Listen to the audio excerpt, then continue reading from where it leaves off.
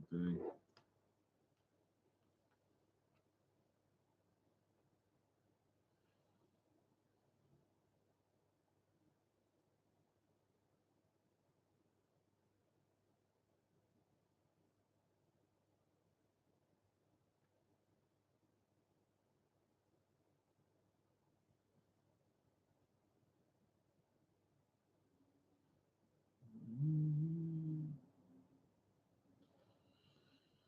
Hi, how's it going, people? I better turn that off.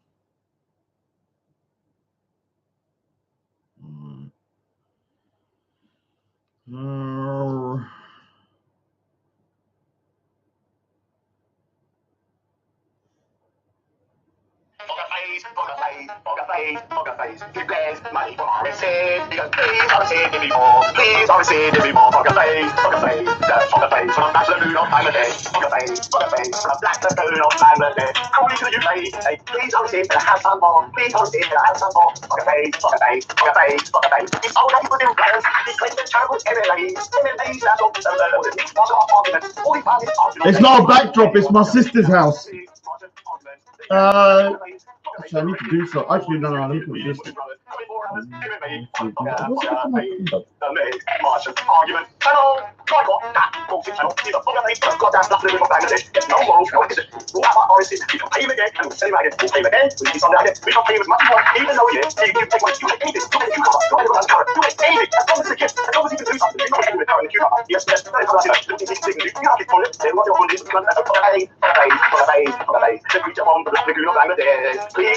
I'm tired from winning.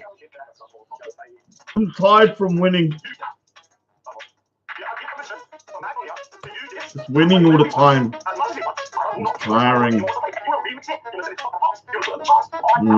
Winning is very tiring.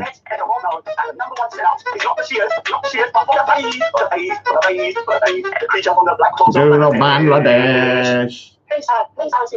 Oh. Butterface from the black lagoon. Please, RSA, can I have some more?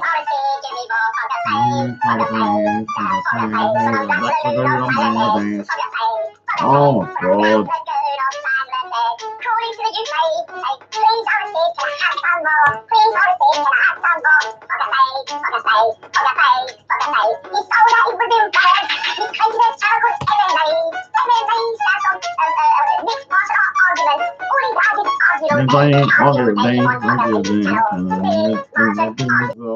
We're gonna have our differences.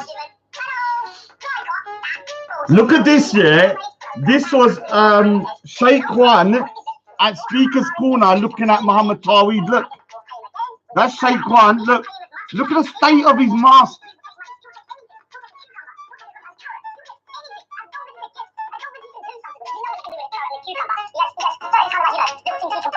Hello, hiya. Look at Sheikh One looking at him. Look, he's like, oh, I can't look at my beautiful Sheikh Tawheed. Look.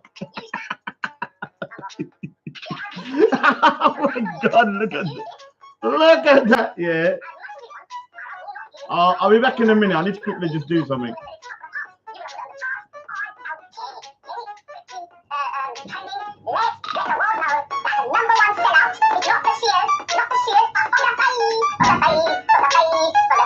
The creature from the black swamps of Bangladesh. Hey sir, can I have some more? Anyway,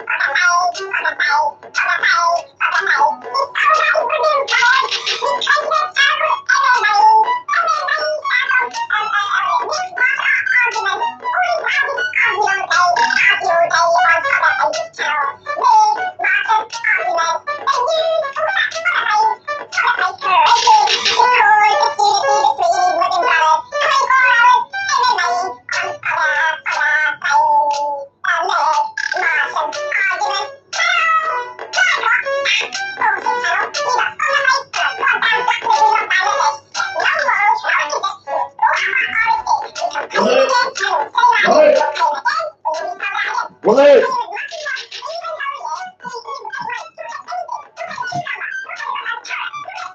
All right. So yeah. Let me just go. Let me just say, fuck off fast, fuck fast, fuck off fast, fuck off fast. The creature from the Black Lagoon of Bangladesh. Please, Arasid, can I have some more? Say it. Look, there's a fogger this year. My dog Gucci here is even confused about the fogger.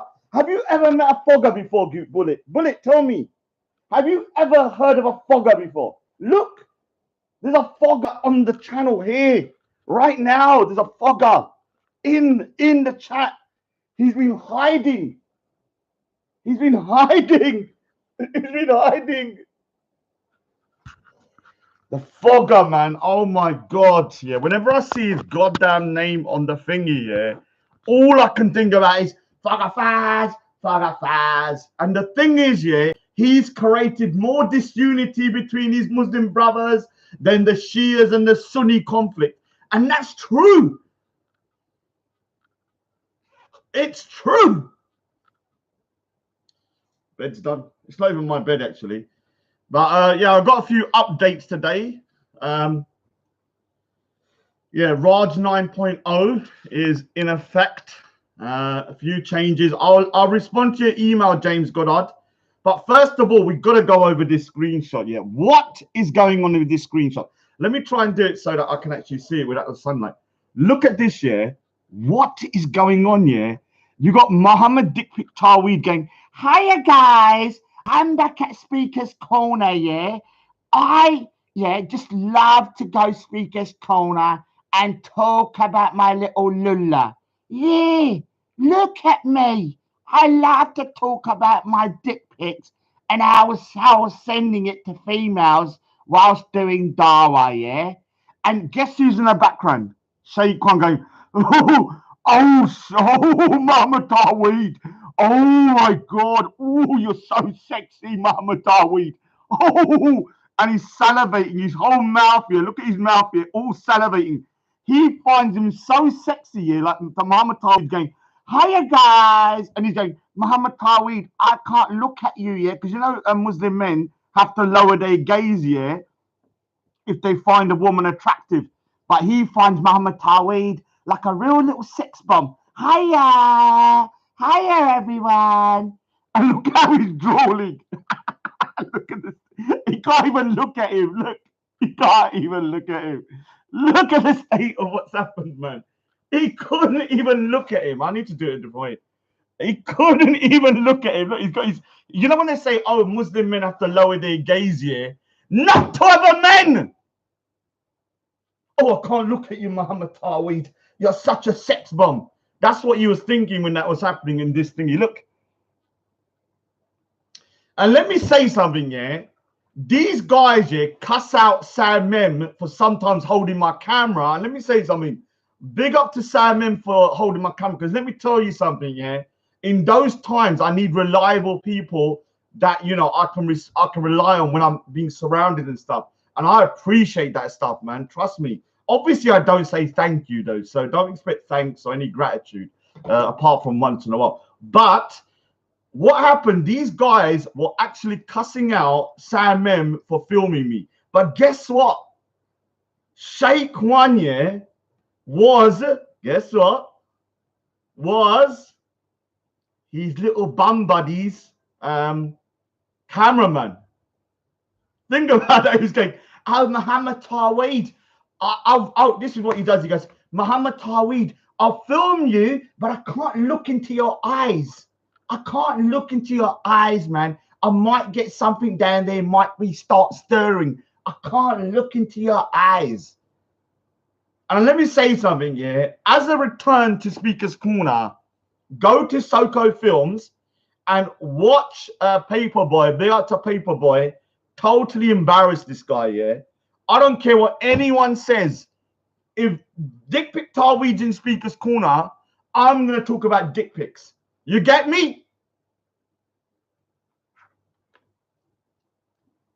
Every argument, every debate, oh, dick pic, dick pic, dick pic. And until he starts realizing that, you know, he's not going to get away from this shame of the dick pics. Yeah, he can try and cover it because he's saying, oh, don't go ad hominems. Don't. No, I'm going to go ad hominems. Don't worry about that. You can go ad hominems with me as well. Now, the last couple of days, yeah, has been a real savaging of fingerspect. Yeah, let me say something. Yeah, I look at ultra funny with, yeah, I'll stop putting those goddamn lulla aubergines thingy. How dare you, yeah? But the way I demolished fingerspect, I listened back to it and I was savage, yeah? And let me explain why I've now become savage. Because this guy, fingerspect, thinks he can go to my gurdwara, my temple, meet up with Sikhs outside Speaker's Corner and chat shit about me, saying I'm a pedophile and rape apologist. Now, what I'm going to do, I'm going to edit that video of fingerspect saying, oh, Islamic slavery, yeah, is better than prison. Oh, Islamic slavery is okay, but transatlantic slavery is terrible. And I'm going to edit it, yeah, and I'll make that shit go viral. You think you can run up to my community outside of Speaker's Corner and talk shit about me, but I can't do it to you? Are you somebody special? Are you somebody that's out of the limits? Don't think you can come up to a temple where my mother goes, if my brother goes. Although my brother hates me, I'm not going to lie, he doesn't like me actually. I'm going to be honest with you, he doesn't like me. He thinks obviously the Raj is hard to live with, I'm not going to lie. But even he will be pissed off if people are making allegations about me being a rape and pedophile apologist. Yeah, this is the never level disrespect. Yeah, and this is the thing. Yeah, I'm not accepting it, and I am going to say this straight. My policy, yeah, if someone crossed the line with me, I have one policy. I'd rather be destroyed and burned. Yeah, not literally, obviously, don't set me on fire. I would rather be destroyed and destroy the other person in the process. I'm a scorched earth type of guy. If you cross a line with me, I would rather burn everything down than let you win. And I'm telling you that straight now.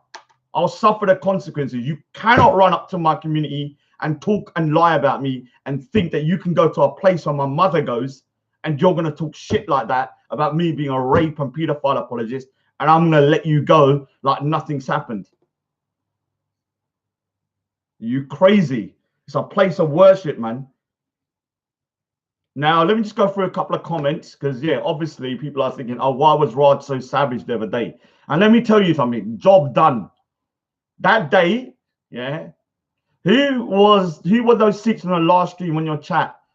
They're probably just idiots, man. But to be honest, yeah, I like to have a good rant sometimes. So when they jumped on, it was 7 kings, I think, in my area. My mother goes to that temple. My nephew goes there. My brother goes there. I go there sometimes, but not obviously not as much as them. I'm kind of all right. Let me just lay a couple of thingy. Mercedes Benz. I'm sure I hate that little prick. Why is he on here for, man? Saying hi. I'm sure I hate that guy. Everyone's confusing me. Some people I used to hate. Some Grace, that's all he knows. What a disgrace. Imagine him going here to the Punjab, yeah, and he goes to the Punjab, and he gets, and everyone's like, who taught you these words? Oh, there's a Sikh. Look at his videos in London. All he does is Padida this. And look at it, will freaking destroy my reputation in the Punjab as well. Suzelle, this is my sister's home. I'm living the high life in a bungalow, which is from MTV Cribs. It's actually a very big bungalow. It's actually a beautiful place, actually. Big up to James Goddard, although I disagree with him. I don't have no real animosity. I think hopefully we can have a debate. I'll email you. And yeah, let's talk about nationalists. Yeah. I'm not a sir. Until the Queen knights me. Actually, I'll take the sir, actually. Don't worry. Let's see. Black Swan. I need to watch that film, actually. Black Swan. I don't know why. Phil Mitchell, Speaker's Corner. I salute you, sir. I salute you. I don't do that very often. But you're getting a salute because of the good work you have done for the cause If I could knight you, I would. The only thing I can do is give you a mod shit and nothing else, and abuse. That's it. Sheikh One, stop frothing at the mouth. I know when you saw Dick Pic Taweed, your little lulla stood to attention. Hiya! Yeah. But you should control, yeah. When you're around a man that you fancy, you've got to control yourself. Don't do this. Hiya, I'm back at Speak. Oh, hiya, I'm back at Speaker's Corner, and look at me. Oh, oh, look who's back. I can't look at him. Look down. I have to look down. I'm frothing at the mouth. I can't look at him. Look at him. Oh, he's so beautiful. He's so beautiful. I can't look at him. Hiya. Hiya, everyone. Hiya. He's the new Jaleka, basically. What an irony that Dick Pic Taweed is the new Hiya. Can you imagine, you know, anyone knows who Jaleka is? Imagine that, yeah. I used to go, hiya, Dad. And this is like, hiya, Sheikh One. Hiya. Hiya, everyone. Hiya. Hiya, everyone. Hiya, Sheikh One. What an embarrassment, man. They were standing there like they were freaking in love. Like literally, mask all freaking frothing at the mouth. Black Swan. Surf. Now don't delete Surf. Oh yeah, you need to delete that little prick. He's teamed up with Tommy Robinson now, hasn't he? Little surfers. Ali Ali's in there. You know, what's that picture now? Who is that picture? I don't know who he has on his stuff. Big up Dan. Big up Dan. Are you doing a show tonight? I want to do a show on Manny Cinders, but Manny Cinder seems to be ignoring me. Where are you, Manny Cinder? Where are you? I texted you 1 hour ago. Why no response? Barry Black. I haven't heard yet. Mix of fuck up eyes. Yeah. Have you seen MR Turkish? Who is MR Turkish? Who cares about MR Turkish? Shake One. Film it. Rob Mega Druggers. Aaron Goodney. Oh, Ultra Funky, that demon, the young Ottoman, the person that's more Indian than Mahatma Gandhi, but thinks he's a Turk. He's more Indian than Mahatma Gandhi, but he thinks he's a white man. And they call me a sellout. Think about that. Oh, God, you can't make this shit up, man. I'm a proud Punjabi, man. Like, you know, 72 Virgin Goats is back. All right. I can't do it. All right, so Salahuddin, how you doing? Play the guitar. Ding, ding, ding. Let me say something. Salahuddin, yeah, before he became a Muslim, he was the great Morton Hire, the Norwegian Viking. Yeah, he used to play the guitar, having a good time. Now he's known as Salahuddin, the miserable prick, always crying in the chat. You're always crying, Saladin. Every day, all you do is cry. I don't think I've heard you once say anything funny or happy. It's always my Muslim brothers. Please stop fighting. Please stop fighting. I can't take it no more. Look, listen here, man. Might have thought that since you joined Islam, you've divided them. Maybe it's you. Maybe you need to goddamn well leave Islam and apostate, and then everyone will get along. Maybe it's not a coincidence that they've been fighting since you become Muslim. Is it a coincidence? I don't know. Maybe it is. Maybe it isn't. You know, I don't remember them fighting this much since only until Salahuddin became Muslim. Big up Hakid date.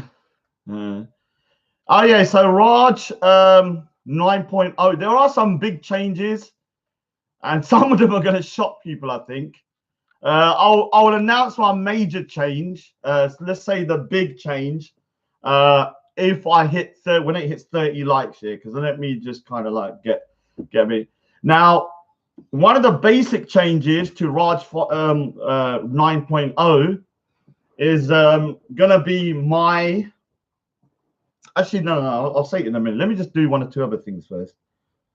Because I've had a lot of updates, and obviously not all of them are that different, and not all of them are that significant, but I do think this one's quite a significant change. Now, I'm just trying to find it. I'm sure I had something here I needed to. Where's finger spect? Finger bingy, finger bingy, finger bingy, finger bingy. God, there's something wrong with my phone now. Something wrong with my phone. It's a nice day today. On TNT Greeks. TNT Greeks. It's a nice day today, but I can't go Speaker's Corner tomorrow, obviously, because I'm here and the house is too far away. So even if I wanted to go, it would take too long to get there and get back. And also the dog will be dead if I leave him alone for too long. For some reason, dogs can't live by themselves for more than 4 hours. Otherwise, they just die.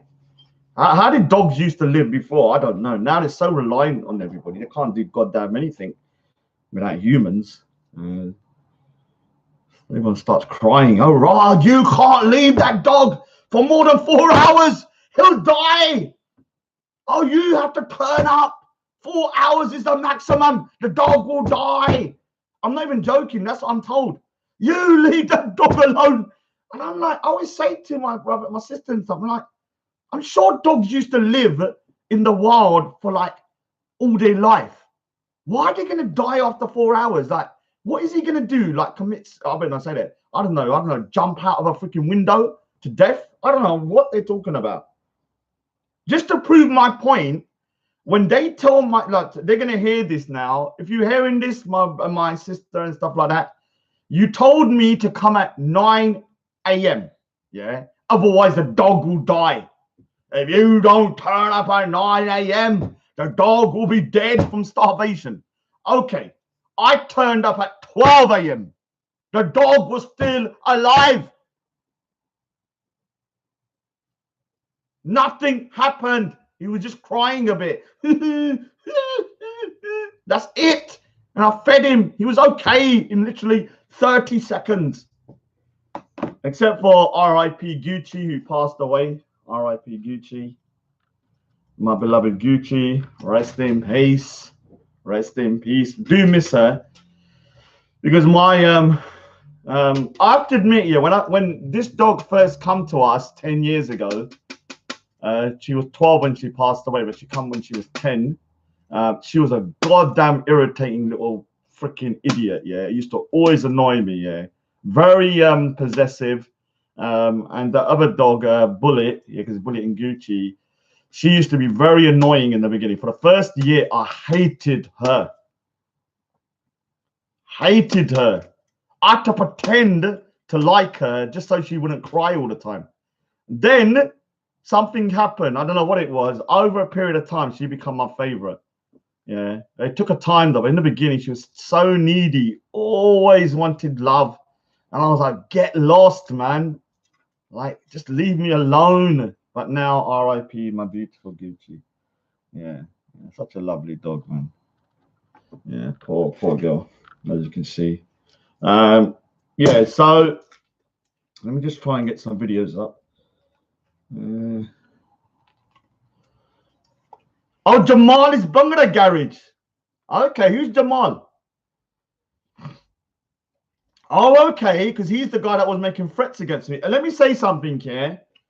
If Jamal, if Bangla Garage thinks he can use a guy called, because let me just, I don't want to say too, I'll big up Sophia Lewis and Rayon.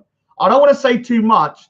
There's an individual that I don't want to name too much called Injection. And this guy is an elder gentleman that in his past had a bit of a, let's just say a bit of a lively, history. This guy was trying to use this guy, Injection, this guy called Bangla something, to indirectly threaten me. Now, let me say something to you. What you don't understand is this, you're going to have to shut your mouth. Because if you don't really know this guy, you're going to get yourself in trouble. Because I know somebody who knows him very well. I know somebody, I don't know him, but I know somebody that knows him very well and can phone him and contact him like that. So if you're going to use the guy, in order to indirectly threaten me, you're going to have to realize that, you know, things can get a bit peak if you start using other people's names that you don't truly know in order to threaten me. Because he was trying to threaten me the other day. Oh, Rod, you better stop going speaker's corner. Otherwise, your family's going to be... Yeah, oh, he doesn't really say it directly. So what I'm going to do, because real one's here, yeah, because you know what it is, yeah? You know, Fingerspect going to my Sikh Gurudwara and meeting up with Sikhs, I blame real one and Mr. Singh, yeah? Now, the reason why I blame them is this. They have made Respect think that they, yeah, that they can just roll up to Sikh temples, and because they're given indirect permission to just roll up to places and talk about me, because they have made Respect think that's normal. Now, because of this, Respect is going to have to now pay the price for me, yeah, for me having to now defend myself, not physically, but mentally. What I would do, yeah, is this. Like I said, I'm a scorched earth type of guy. If anybody comes to me or my mother or anybody in my family and mentions something about Respect, I am telling you, I will go nuclear. I'm not even going to say what that is. I will go nuclear, because you cannot run up to my place of worship and start talking shit about me and lying that I'm a rape and pedophile apologist. Otherwise, yeah, for me, that is a line that I feel then I can cross with you. Yeah. And the way I'm going to, just so you can see a taster of this, yeah, because already I'm mauled Fingerspect. Now I've got a whole 2-hour recording of Fingerspect basically saying that he would accept his people, yeah, who were enslaved under the transatlantic slave trade to be enslaved by the Islamic conquest or Islamic version of slavery. You're done out here. If people start finding this out around the more widely, you would be totally ostracized. If they also found out that you compare slavery to prison, the transatlantic slave trade to a prison, and they're comparable, you're done out here. Because everyone knows that transatlantic slave trade is one of the worst crimes committed against humanity. Now to Mercedes, you're tired. I'm actually just blocked you, actually. Don't need that. So one of the things, obviously, this guy done was that he tried to drag Zabida's name through the mud, didn't he?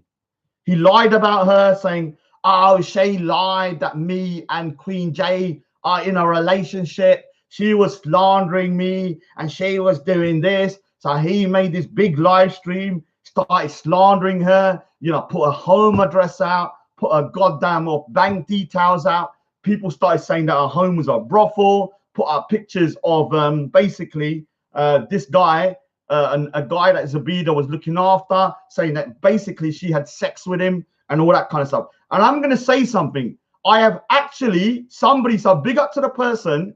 I've actually got somebody who's given me every single live stream from Respect for the last 3 weeks, from beginning to end, everything, including all the doxing, including all the slander, including everything.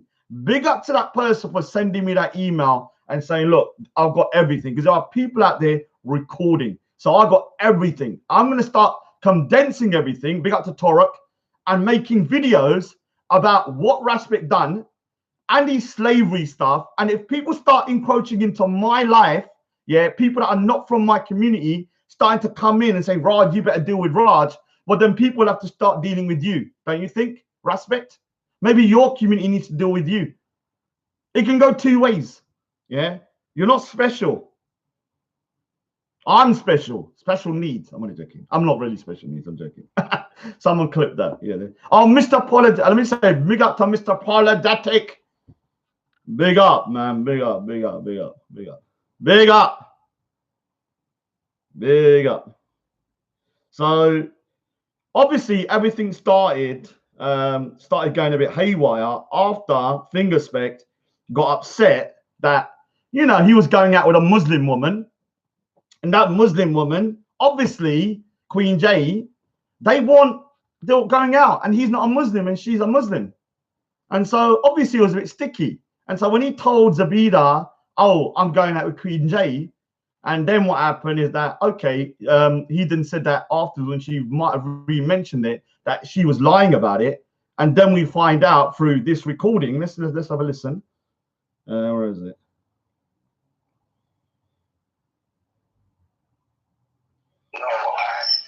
No, I said it ways for that solution. No, I said it. No, I said it ways for that solution.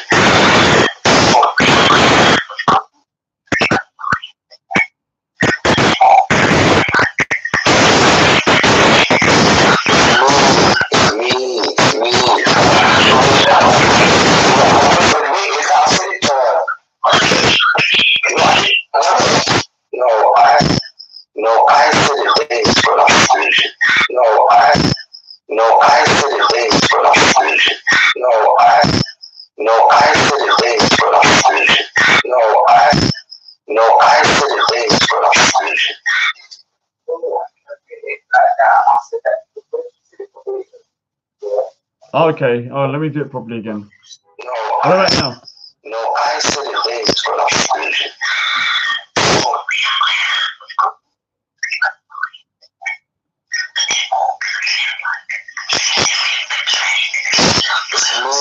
It's me.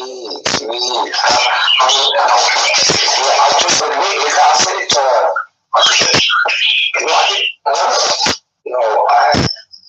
I said it ways for that solution. I said it ways for that solution.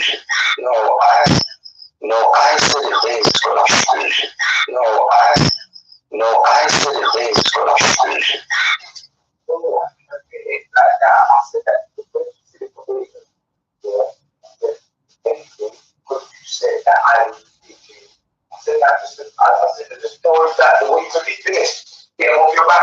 You know what I'm saying? I didn't say like, oh yeah, I'm with Queen J. You know what I'm saying? I didn't just come out with it.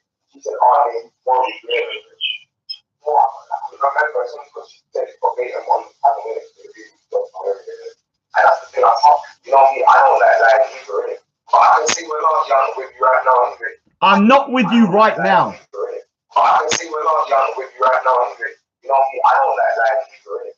But I can see where Lord Young with you right now, Ingrid. You know me, I don't like either, innit? I can see we're not young with you right now. Yeah, so Zabida was vindicated. And obviously, he's pissed hurt now. And so he thought, oh, everybody has to stop playing that recording because I'm respect and we have to abide by his rules. Because like what he said, if you got proof, it's not slander. Yeah?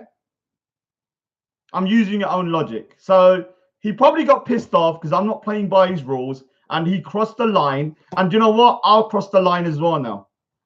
Yeah, I don't care about the consequences. I'm not having people running up to my community where my mum goes, where my family goes, and think you can lie and call me a rape and pedophile apologist. And I'm just going to sit there going, oh, sorry, respect. Sorry, I apologize. No. I would rather, like I said, I'm a person that would rather do a scorched earth and say, all right, you want to go for me? I'll just do everything myself. I'll just freaking let everything burn down because I'm that type of person, man. I don't give a shit. I'm not having you try and violate me and think that I'm just going to sit there and take it. So what I'm going to do is, oh, did you see Asif? Look at, Dick Pic Tarweed went back to Speaker's Corner, yeah? Have a look how excited. Actually, you know what? I can do it this way, actually. I think I can do it this way. Look at how excited, what's his name? Look how excited. Let me do it so I can. Let's try and do it so I can actually. So Dick Pic Tarweed went to Speaker's Corner. Hiya, everyone. I'm coming back to Speaker's Corner, yeah? I'm around to show everybody now. Oh, God, yeah, it's real ones and Mr. Singh's fault. I blame them entirely because they allowed because of the way they were talking, calling Mohan Singh a racist, saying that people should go to my temple and all that kind of stuff. They indirectly or directly made Raspek think that it's okay to run up into my personal space And so because of that, I'll hold Mr. Singh and Real One responsible for whatever happens next. It will be all their responsibility. I'll hold them responsible. Yeah, because they keep on thinking that they can like try and violate me and through respect, and they think I'm not going to do nothing to respect or say anything to respect. So this is Dick Pic Tarweed on Sunday. He went, hiya everyone, I'm back at Speaker's Corner. I'm just here to educate you about, you shouldn't be flirting with women, and you shouldn't send dick pics, and you should be a good little boy. And I got my boyfriend with me, Shaikwan. Oh, Shaikwan, look at me. Look at Shaikwan. He can't even look, yeah. He can't even look at Dick Pic Tarweed. That's how sexy he finds him. Look, when they say lower your gaze, yeah, that doesn't mean to lower your gaze to other men. It only happens if you're actually homosexual and you find that other man attractive. So you have to lower your gaze, yeah. And look at the dribble. You thought, yeah, Rap Boy, yeah, was shook and he was dribbling from the mouth. Oh, big up to Belly's back. Big up to Belly. Thank you for that stream. Thank you, Lord, for that stream, man. I'm not gonna lie. I'm not gonna lie. That's been one of my favorites. Have a look. Look at this. Look at his eyes here. Look at how horny he looks. Look at Dick Pic Tarweed. All I can think about is his little lulla. Why doesn't he send me the pics? Why don't he send me the pics? I'm salivating. I'm actually ejaculating from the mouth. Yeah. He can't even look. Yeah. Look. Once again, he's standing here. Yeah. This guy can't look at him. Look.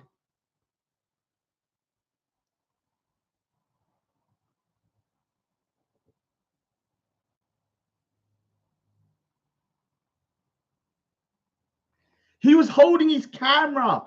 Oh, the only way he could look at Dick Pic Tarweed is through the camera. So what he did, yeah, he started filming. He said, I can't look directly at Dick Pic Tarweed. I can't look in his eyes. I'll look at you through the screen. So he started filming him in order to look at him because he can't look at him directly because he gets so horny. So he had to look through the screen going, oh, Dick Pic Tarweed. Oh. Yeah, what a crazy weirdo, man. And the sad thing is, yeah, both Sheikh One and Grey Dunya were mocking Sam M for ages that he supported me in a really big way. Not just this way, but other ways. But one of the ways he did it was that he, yeah, would hold my camera at crucial times. And that's a big thing for me, just because of the fact I can't rely on just any people, yeah. And obviously, he's like the Steven Spielberg of holding cameras. Very steady, good shots. Some people are terrible. Some of them freaking speak over it. Sorry, Suzelle. Other ones are so short that when they're filming, I look like a giant. Yeah, so they're filming like this. Yeah. Oh, look at this fogger. Let me say something to the fogger. Yeah. Why did you lie about respect becoming Muslim? Why did you lie?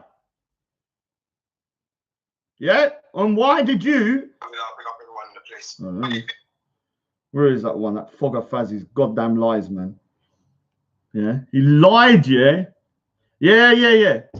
Oh, let me say something. Yeah, I will say something. He said he's going to Speaker's Corner. I will make an exception and I won't identify you. Yeah, I actually want to meet you because I can't believe there's such a Fogger Faz around in the world. I don't think you're a real person. I think you're some kind of creature or some kind of like some made up character. No one's more crazy than a Fogger. Yeah, like think about what he just did. Yeah, and he's got away with it. He lied that Raspik was a Muslim in order to stop a beef. And no one told him off. Do you know how many times He's done stuff that I think he could never come back from. But the next day he goes, hiya everyone. So something happens the day before, yeah, like something bad that about him gets exposed. And he comes on the street, hiya everybody, let's not cause any fitna between the Muslim brothers. Let's all unite. And he's the one that's caused all the problems.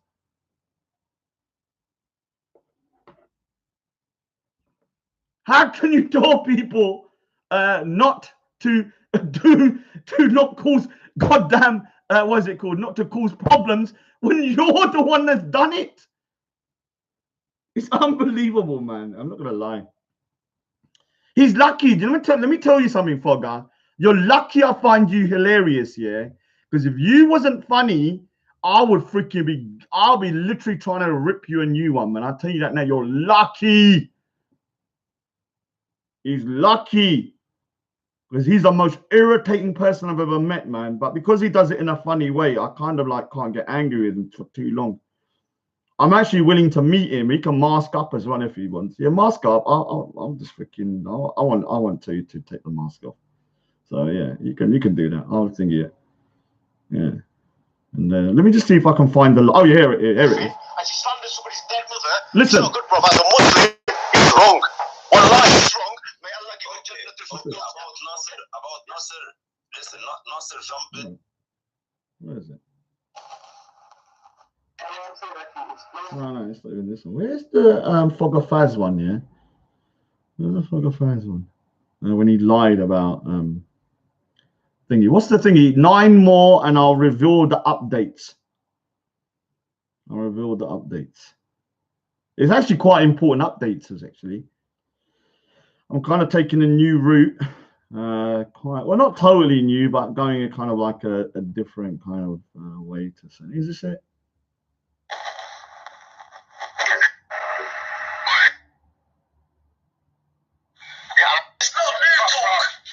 Listen to what I'm saying though, but is it not going to cause even more people to start getting off?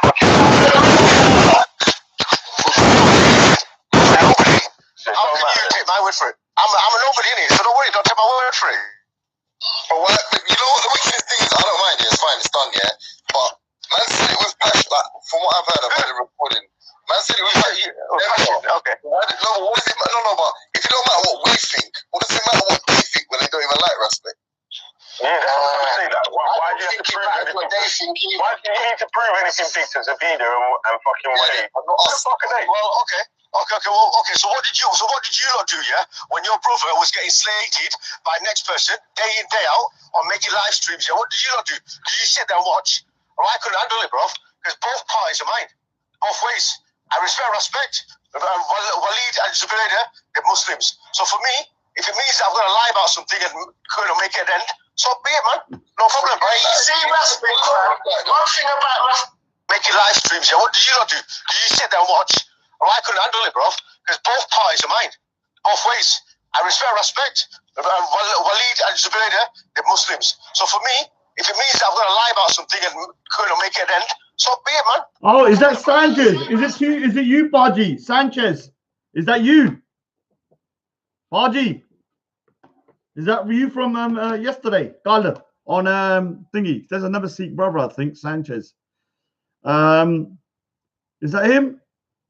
Because he's another guy that suddenly jumped on, and I had a pretty good conversation with him. What I'm going to try and do tonight is, if Manny gets back in contact, email me, dude. Email me, because if Manny gets back in contact, I'm going to do a show on Manny Cinder's show, and I'm going to kind of have a few different people on there. Yeah, so let me get Sanchez on there as well. Another Sikh guy. Look, let me say something. If you don't agree with me, fair enough. But have the tatte to jump on and talk to me. Yeah. Even if, like, you know, iRoast here, I didn't really get on with iRoast, but I respected him in the sense that this guy here, iRoast, jumped on and he bun fire on me. And I'm going to say iRoast had a freaking mouth on him. And I like that shit, man. But when you got pussios here, like these real ones of Mr. Sings, that all they can do is type 24/7, and that like an internet gangster, but in real life, they're probably still walking around here in nappies or something. I can't take these people seriously. So if I do a show, I'm going to start doing, let me just say something, and I know people are not going to like this, but I'm going to try and do a show around Sikhism, I'm not going to be the main person, but I'm going to try and get Manny to host it because I got a Sikh convert coming on, and he was supposed to come Speaker's Corner, but I couldn't go. Then I was supposed to he was supposed to come to mine, but he couldn't make it. So I'm going to get him onto a live stream. I won't say who it is yet, and I want to have a little bit of a chat about Sikhism and stuff like that. Obviously, I'm not the best person to talk about it, so I want other people involved as well. So, you know, otherwise, everybody will start to, yeah, so email me, Sanchez. He jumped onto, what's it called, Veli's yesterday. So big up to yourself, man, for jumping on. I do like hearing other Sikhs' voices. Sick and tired of internet gangsters going, oh, Raj, you're a disgrace to Sikhs, but I can't jump on because I'm a pussy hole. Shirky, do you know Shirky Stevens, yeah? People think me and Shirky Stevens are like totally agree with each other. You know when Shirky Stevens jumped onto Sir Fazly's show, that guy freaking bun fire on me hard. Listen to the conversation we had, yeah? The guy was gunning for me, yeah? But I respect that because at least he jumped on and said, Rod, I don't agree with this, I don't agree with that, and I don't agree with that, yeah? And we can still have a conversation. With these other kind of little internet gangsters, type, yeah? I heard that your freaking fingers now have layers of skin, yeah, around that deep for how much type you're doing, yeah? You're disgraceful. Yeah, we got Sanchez onto the other shows as well. I originally thought when Sanchez jumped on you, he was trying to do tequila on me, yeah? Because I thought he was pretending, oh, Kedan, and he was like, then I thought, all right, is this guy for real? But then I heard him a little bit more. He seems like a decent dude. But let me say something. I don't trust no one until I really get to know him a bit more. He seems all right at the moment, but what can I say, man? Until I know for definite, I'll get him onto the show. I might actually announce one or two of the thingies then. All right, so the minor upgrade to the Raj, yeah? Minor upgrade to the Raj, yeah, is one of the things. I am now going to take one of the rules out I had installed into the Raj 8.0. The one of the rules I had, you know, like Robocop, yeah? You know, like Robocop, he has these rules and regulations. I can't shoot you or whatever. I can't do this. I can't do that. And then they can kind of unchange them. I had a rule in myself that I don't argue with Sikhs in Speaker's Corner, yeah? Now, the reason I did this is because being the only Sikh in Speaker's Corner, like on regularly, yeah, there's very rarely that I see other Sikhs, yeah, and when I do, they normally don't want to go on camera, yeah. Oh, Mad Dunya, your boyfriend was there. Did you see? Oh, before I go on, yeah, look at Mad Dunya, yeah. Mad Dunya was crying in ecstasy, yeah. That Mad Dunya. Let me just roast Mad Dunya. Look at your boyfriend, yeah. Hiya, Mad Dunya. Hello, gay Dunya. I'm here in the park, yeah. I'm here to, I don't know, kind of show everybody it's okay to be homosexual and Muslim. Hiya, guys. It's me, Dick Pic Tawid. I'm here to show everyone, including my little boyfriend, Gay Dunya, that it's okay to be gay. Yeah? How you doing, guys? Hiya, hiya. And this is, look at your state, look at the state, yeah, of Sheikh One's face. Look. He's frothing at the mouth, look. He can't even look at his boyfriend. Look, that's how sexy he finds. He's like, oh, I can't look at him. If I look at him, yeah, I'm going to have to kiss him. I can't look at Dick Tawid. I have to put my eyes down. You know when they say put your eyes down, you lower your gaze here. He has to lower his gaze like a bitch. Look at that picture. Look. Oh my God. Look at the state of this. Look, it's hiya, Sheikh One, hiya, everybody. And look at him, he's like, oh, please don't look at me. Please don't look at me. Look at his eyes. Look at his eyes. Look at his eyes. Oh my God, you're salivating. Oh my God, man, look. And look at him going, hiya, everyone. And he, I'm like, oh, what a disgraceful return. What a disgraceful return to Speaker's Corner, man. Oh my God. He tried to get Gay Dunya and Sheikh One to sort of like protect him. But let's just say, yeah, that Paperboy just let that freaking dick pic bomb down. If you're saying, because he's going, I'm the definition of morality, your religion condones, and I have to say something, story man like Reggie, there's some weird verses in the scriptures. I think all scriptures have some weird verses. I'm not going to even say that none of them do, but it was a little bit surprising hearing it. So they were using that, and then he just let the bombshell. Well, all right, you're talking about morality. You're sending your dick pics to women whilst doing dawah. Yeah? Doing dawah. Yeah? So, yeah, what is that about?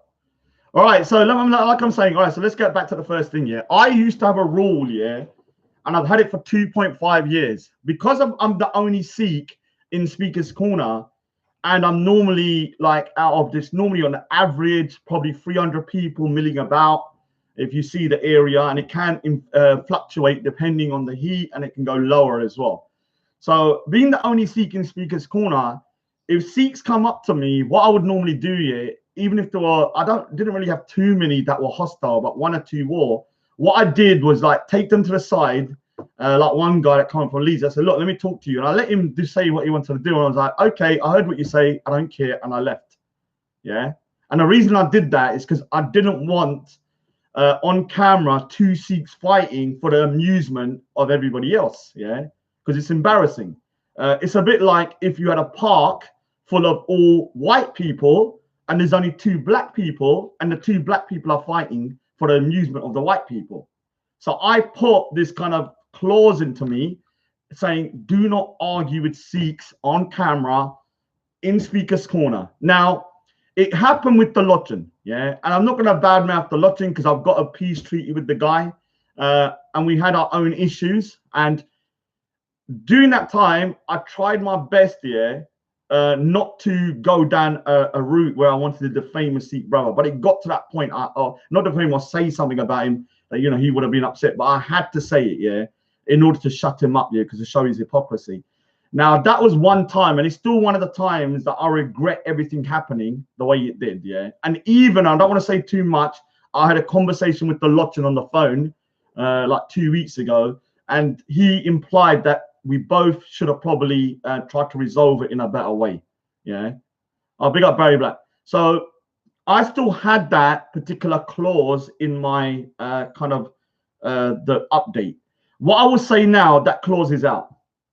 What I'm going to do from now on, yeah, if anybody, it doesn't matter now, if you come over to me, because I'm starting to believe that certain people are going to try and send Sikhs down in order to do their dirty work, like Respect, and other people will try and send people down. Now, what I'm going to have to do here, I will have to treat everybody that comes down with the energy, bad energy, as hostile, even if they're Sikh. Yeah. And I will do one thing. I'll do it on camera.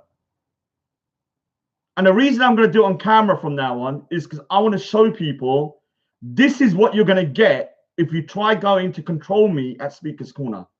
Yeah. It's not going to be easy. And one of the things I've realized, not many people like to go on camera. A lot of people don't want their faces shown. So for me, if you want me to control me, you're going to have to show your face to the public and tell me the reasons why one Sikh cannot go to Speaker's Corner. Yeah. Now, the way people should do this is in a different way. What people should do is this. I do not represent Sikhs. Yeah, although I do in a way, I believe that I'm a bad representation of Sikhs as well. I believe that what I'm doing is against Sikhism. I agree. What I'm doing is not very Sikh-like. And I agree, I am not a good representation. I believe, yeah, that what I'm doing, yeah, in some way, some Sikhs are going to get upset about, yeah. But the point is this, instead of moaning, yeah, do what other people do in the park. So there will be a Muslim at Speaker's Corner who people don't like. So what do? Another Muslim comes and gives their opinion of their religion. and this one gives his opinion of their religion. They don't say to the other one, you can't go speaker's corner. Even with what's it called? People like Abdul Hakim and all these guys, nobody told them they can't go speaker's corner. What they did was say, you don't represent our faith in the right way. This is what people need to do. You cannot stop me going speaker's corner. It's impossible unless you bury me 6 foot under and cremate me. Obviously, I get cremated. If people want to come down and respectfully challenge me and say, Baji, you know, this is what I believe you're doing wrong, and respectfully talk to me, I'm willing to listen. Yeah, I'm willing to listen. It doesn't mean I'm going to take your advice on board, but I will listen at least if you come with the right energy. But if you think you can come over to me with this energy of you can't go speaker's corner, and if you do go speaker's corner, you're going to have to take your bug off, it's only going to go one way. It's going to go sideways. Yeah. And what will happen, the same way that with me and Talochen, it's just going to be a shit show. It would just be a shit show. And everyone will be laughing about it from the outside. Oh, look at those 2 Sikhs fighting. Oh, the only 2 Sikhs in the thing. Because you know, and I know, when Sikhs argue, it's not pretty. It's not pretty. Yeah, you see it with me and Talochen. I said to Talochen, I said, listen here, man, if me and you argue, it's going to be brutal. It's going to be savage. And both of us are going to lose. Because we are both very fiery people. Both of us, yeah, whether you like it or not, are not going to freaking give up. Yeah, if we believe, I believe I'm right and he believes he's wrong, he's going to stand his ground, I'm going to stand my ground. And the only people that are going to win are the people on the sidelines laughing. Yeah. But I'm not going to have this, that people are going to take advantage, that they can come in. Because what Respect has done, going to my Gurdwara and going to see Sikhs saying I'm a paedophile and rape apologist, is now going to bring out people that are going to try and kind of like what I say, I don't know, try and confront me, because these are lies and slander. Yeah. And I will deal with those lies and slander. Now, the other thing is, yeah, I'm going to announce it now. And let me just say something first. Yeah. This next announcement, yeah, is going to be a bit shocking. Yeah. Now, just sit down, everybody. Yeah. Don't, if you're a supporter of mine, or you're this or that, and you've been with me for 2.5 years, you're going to probably get a little bit, yeah, look up at Marsha, even said true that the Masha was bad, yeah. And big up to, look, whatever you think of the Lotching, yeah, I'll give him one thing. He's not a pussy hole. He come down and he's like, all right, I don't like what this Sikh's doing. Oh, let me talk to him. He didn't hide in his house, typing. He come down, whether I like it or not, he did it, and I'm going to respect the man for that at least.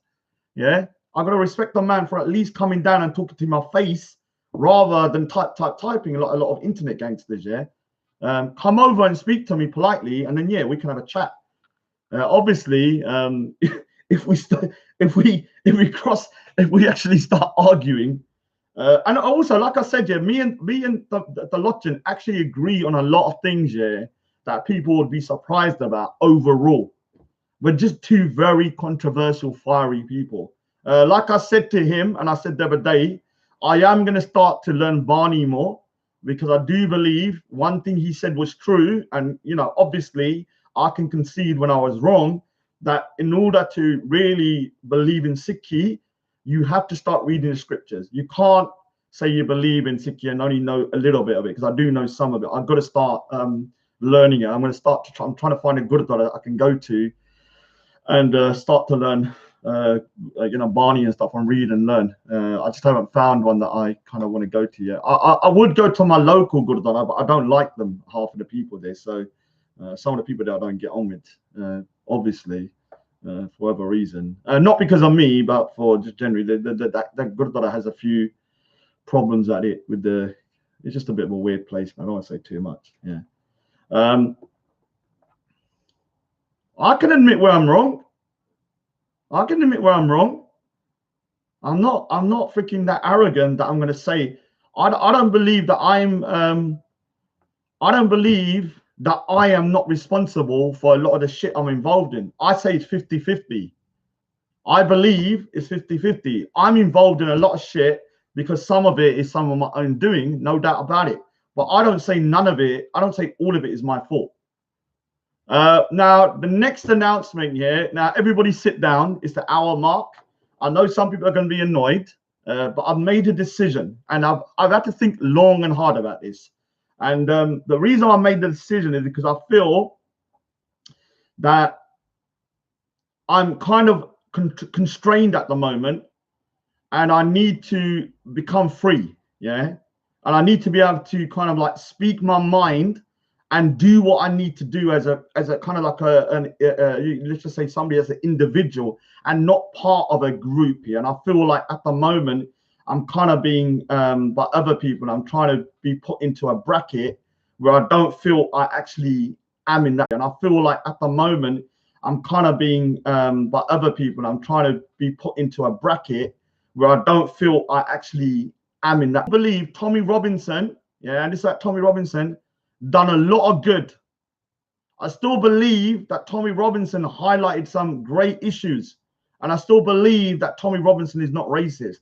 But for me personally, I've got to start moving away from any type of movement that I believe is constraining me too much. And I believe the Tommy Robinson movement is kind of boxing me in, and especially now because of the fact that they fractured so much, the Tommy Robinson movement. It's a total mess. It's a complete mess. I don't want to deal with it. I've got too many other things I need to deal with than to worry about the mess of the Tommy Robinson movement, because that particular movement that people don't know is so fractured and broken now. It's a complete shit show. And for me, in order for me to kind of like say and do what I need to now, I cannot be aligned with anybody. Yeah. Now, I'm not leaving Tommy Robinson. What I'm doing, yeah, is becoming independent from any movement. Big up ROC. Big up ROC. We're trying to arrange it. So for me, let me rephrase. Let me say it again. I believe Tommy Robinson, yeah, done amazing stuff in terms of highlighting issues. I believe he done a lot of stuff about highlighting the problems that are occurring in the UK. But it's got to the point now that the movement has become so toxic and broken that for me, I'm so busy trying to kind of like argue cases about that particular movement. I can't concentrate on what I truly want to concentrate on. Yeah, tackling certain things, and it's just too much baggage. Whereas before, the Tommy Robinson movement was a cohesive movement where I knew where I stood. Now I don't know where the Tommy Robinson movement is. Everyone's everywhere, yeah, and it's kind of like a real shit show. And I don't want to have to keep on arguing about, oh, who are we gonna deport? Who are we gonna do this? I want to kind of keep my my kind of mindset aligned to what I believe is right, yeah. And there will still be things. Let me just say something. I still believe there are things that Tommy Robinson is highlighting and that he has said that are very important, yeah. But in order for me to truly kind of like tackle issues, I've got to be able to tackle it independently and be able to do it without the baggage of a movement now, which is fractured and broken to the point is actually a mess that's actually more detrimental rather than actually being a benefit to me. I am still aligned with Steve, yeah, from Speaker's Corner, and the Civnats to a certain degree. So let me just say, I am still aligned with Steve, yeah, from Speaker's Corner and the Civnats, but I'm not what you call somebody that's going to just follow blindly. I'm going to basically do what I need to do, yeah, in order to kind of grow as a person and move forward. People of Taweed, you know when you said, I think it's a bit too late, it's a bit late, too late for you, Padida. Why didn't you convert when you was like 5 years old, you little prick? Now you're freaking, what, 60 years old, played the guitar for 80 years or whatever, 50 years in bars and clubs, going, drinking alcohol day, yeah, flirting with women. Now I'm a pious Muslim. I'm 50 years old now. I'm a pious Muslim because my lullah doesn't stand up anymore. I can't do nothing anymore now. Now I'm a pious Muslim. Why do you do that when you're a freaking kid, you little prick? Why? Because you wanted to play guitar. You know, you used to play guitars in bars. in Norwegian bars, yeah. And now all he does is cry like a freaking guitar. I bet you're at home when you're. Oh, what's happened here? Okay. Oh, do you know what? My bloody thing's gone mad. What's happened? Oh no! All right. I know what's happened. Don't worry. I'll reset. What? Dude, oh my god, the goddamn thing's gone mad. Oh, all right, yes, yeah. So when it was with him, yeah, you was playing the guitar, yeah, like a normal human being in a bar, yeah. Now you're playing the crying guitar. Type. My Muslim brothers are always fighting. Type. Oh, Sir Faz, why don't you let me on? Type. Sir Faz, you blocked me. Type. Because you blocked me. Type. God's sakes, man, you're all right, miserable little sod. I'm freaking like, you're not a good advert. You become like a right little bitch. 24 hours crying all day. Why don't you say something a little bit funny for once? Every time, now let me say that, every time you jump onto a stream, I know the freaking misery is coming.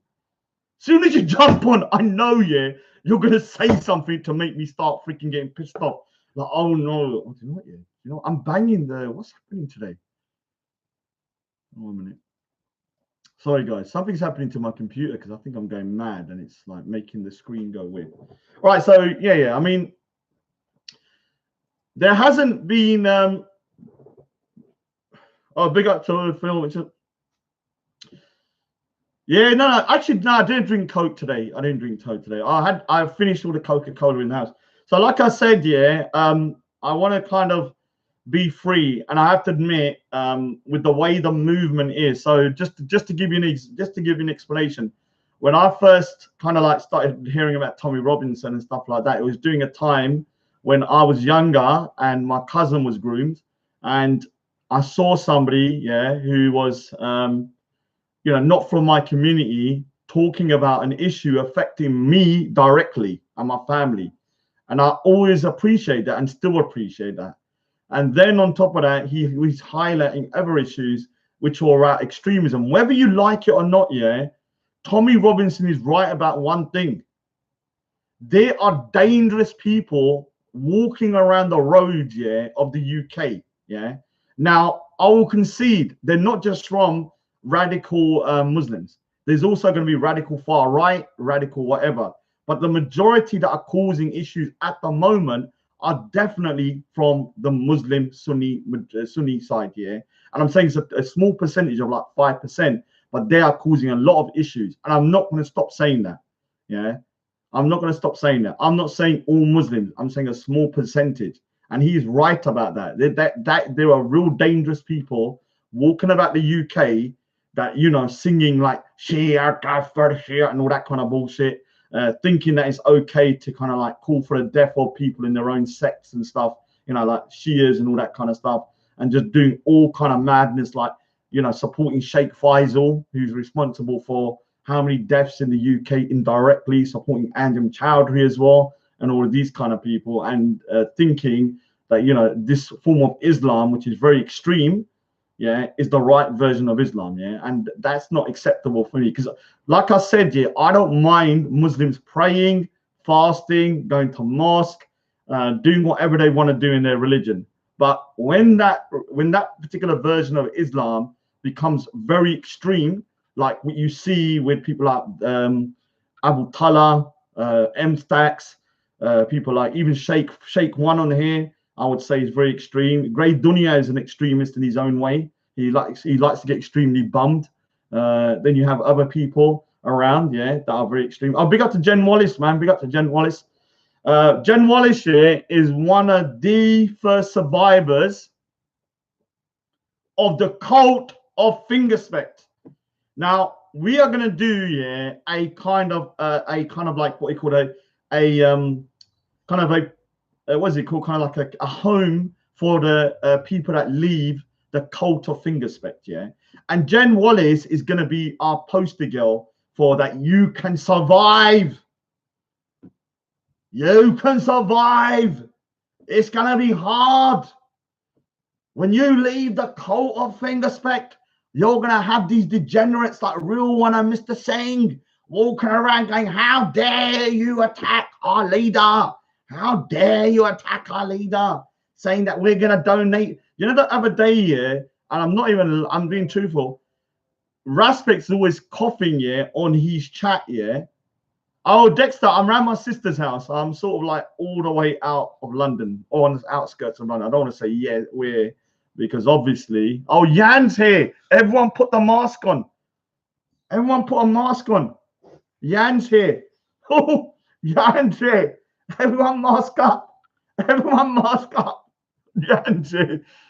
Whenever I see a Chinese person, I'm just going to do this.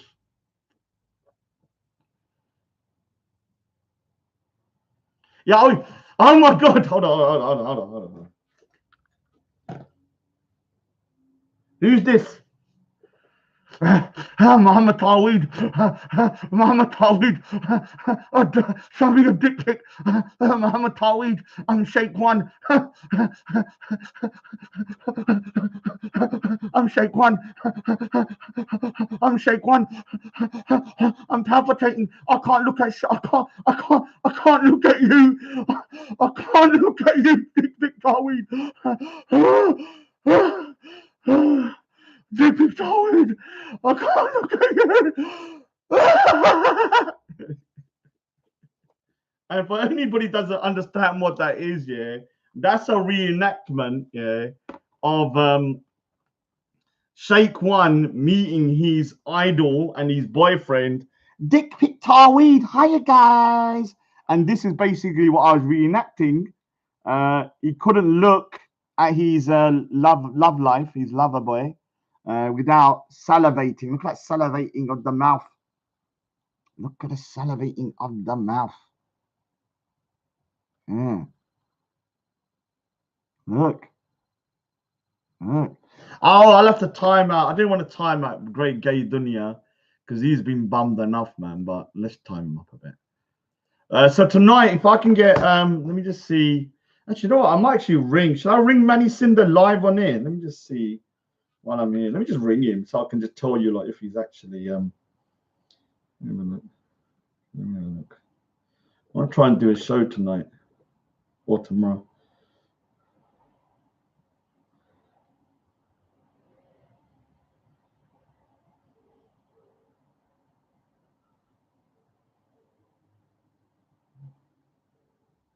Cling, cling.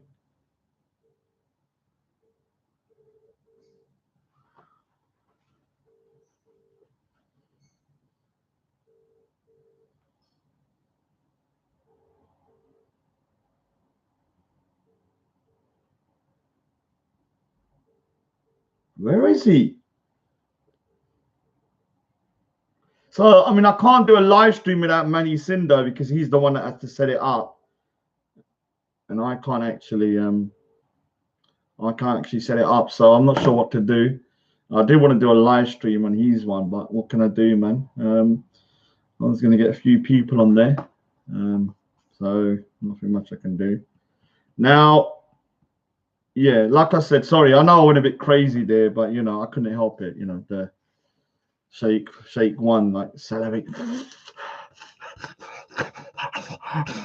I'm Sheikh One. I'm Sheikh One.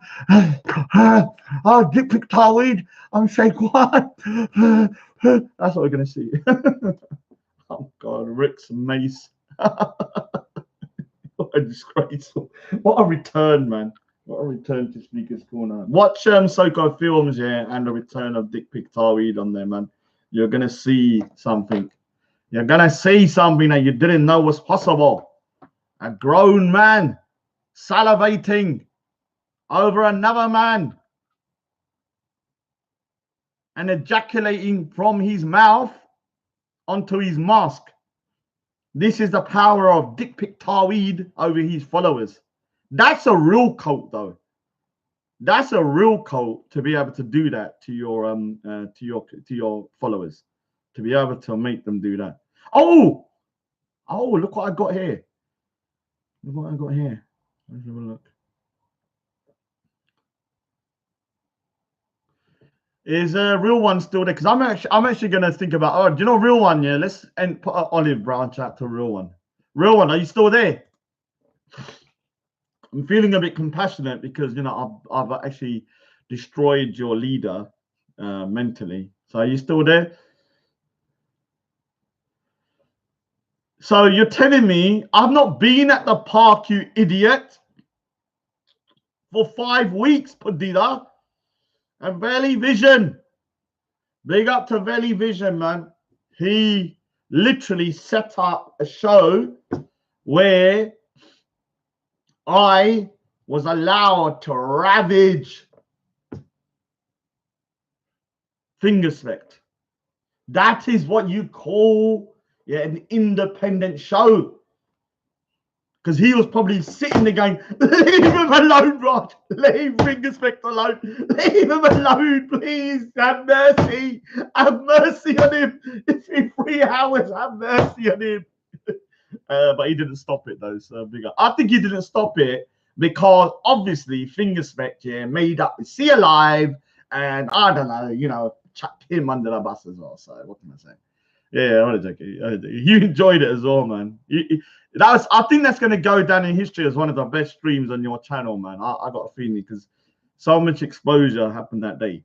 Oh yeah. So I'm going to show you something else here because if people don't realize that, what's his name, Raspect, or I want to call him Sellout Spect, actually made up with random exposure as well. Yeah, he made up with, think about it, he made up with random exposure as well. And if you don't believe me, watch this. Sellout levels 1 million. Yo, random exposure, you're lucky you don't get whacked, let alone mod. Yeah? Don't be cheeky, don't be cheeky. You're a long way away from that though. But I allow you to exist still in the chat, you get me? You get me? True man's at you get me? Ceasefire. Or truce or whatever. You get me? No beef. You get me? Well, it's see it still, but true used to our bridges. I'm guessing seeing that some both said. But yeah, I think CEO was looking to clarify on Francis today that there were no truce against Zubida.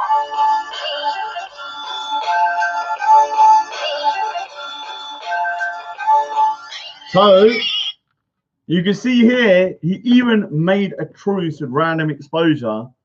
And when random exposure, instead of just going, we're on a truce, she literally mocked him by putting his head onto a horse. Yeah. So you can see how much level of respect that Fingerspect has got now.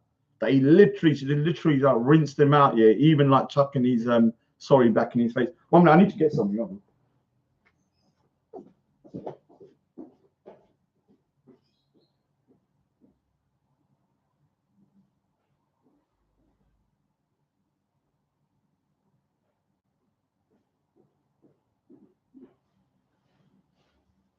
Bullet.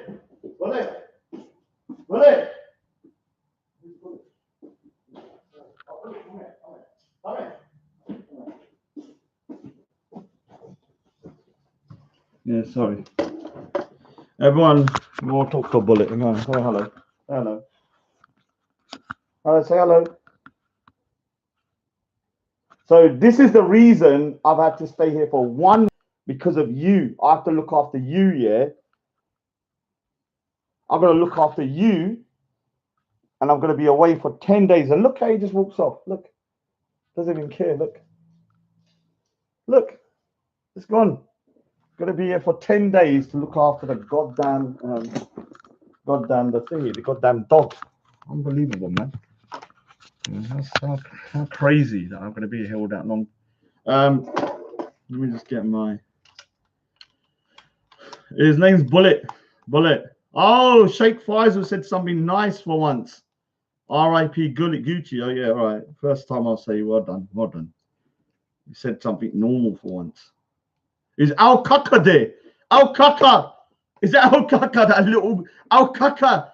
Did you see what happened when your leader turned up to Speaker's Corner? Did you see it, Al Kaka? Al Kaka. Kaka. Al Kaka!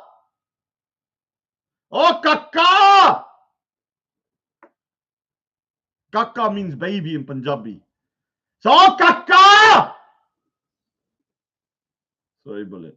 Bloody shout. Remember, I can shout here because I'm in a bungalow and there's no one here and there's houses all the way over there. So I can actually I can actually shout a bit. So the word kaka in Punjabi means baby. So he's named Al Kaka! Al Kaka! Al Kaka! Iteaja! God. Imagine having a name Al Kaka and he's called Al Baby. Al Baby. Yeah, crazy. Where is that bloody thing I was going to show? Oh, yeah. So, is Al Kaka still there?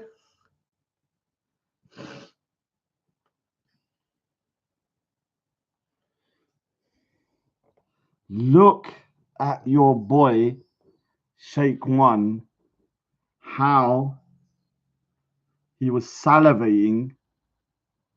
Look over Dick Pic Taweed.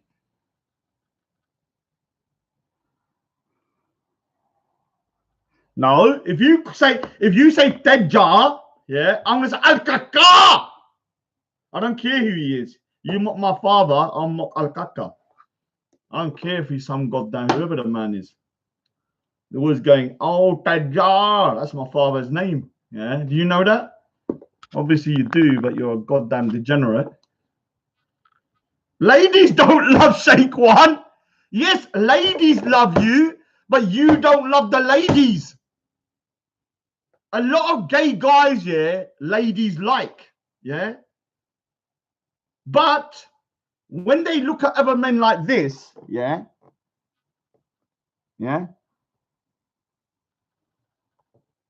look.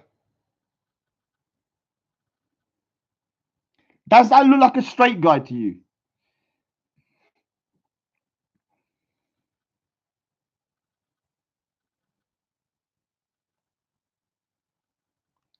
He looks defeated. He's like, oh, I can't take looking at that beautiful Dick Pic Taweed anymore. I have to stop. I have to stop looking at my goddamn coat leader. I'm Sheikh One. I can't look at him anymore.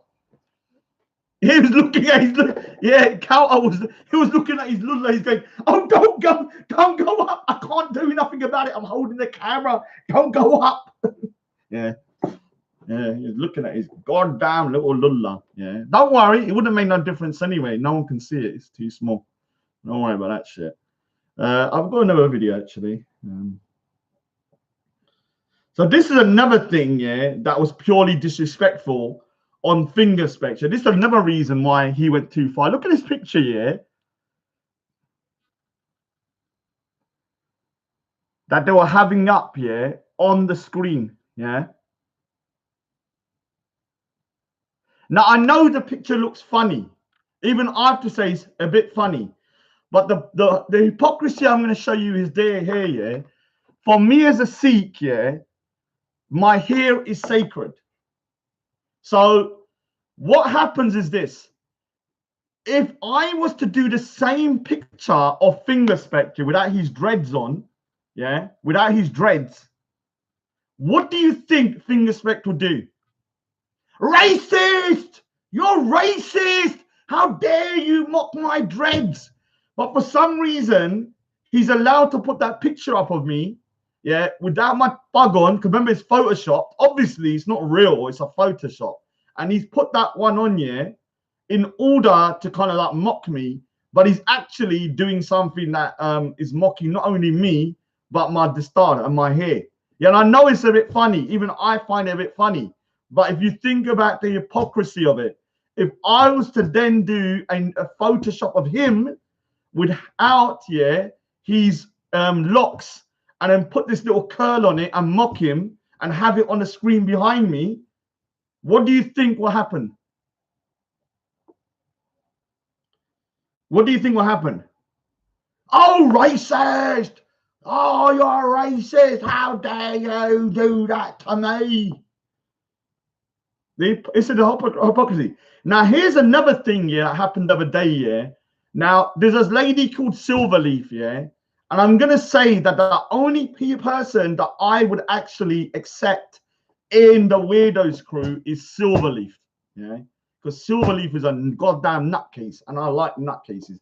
Listen to what she was saying about me, yeah, and her dream about me and Sophia Lewis. Have a listen. I keep having this fucking vision of my head of pigeon fucking snapping off Simon's fucking dick.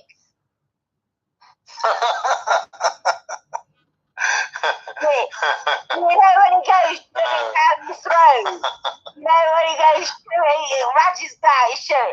Ain't another bird. Yeah, and he just kept reminding me of this picture of this vision, and I can't get it out of my head, and it's horrible. Someone help me, please. I need some therapy. Oh, no, it's not. If it's in, no, it's hilarious to you. It's in my head, and it's horrible. No, I actually find it funny the way she talks about road situations. Oh yeah, you know, up the road from me, I was down the road and someone got shanked. They got chefed up. Yeah, they got chefed up. Yeah. You know, they used a ting. They chefed him up with a ting. Yeah. I will say this year to Silverleaf. I will accept you defecting over to the team of the Raj. Oh, but his sister, she's a freaking nutcase, man. But I'm like I said, I like crazy characters, man. I'm sorry, I can't help it. I can't help it, man. I like crazy. What is this? I mean, I'll pick up everyone about all of that. I'm saying that, yeah, and that's how it works verbatim, innit? So, and I got a lot of what's his name? Videos on it. Integrity video. Okay.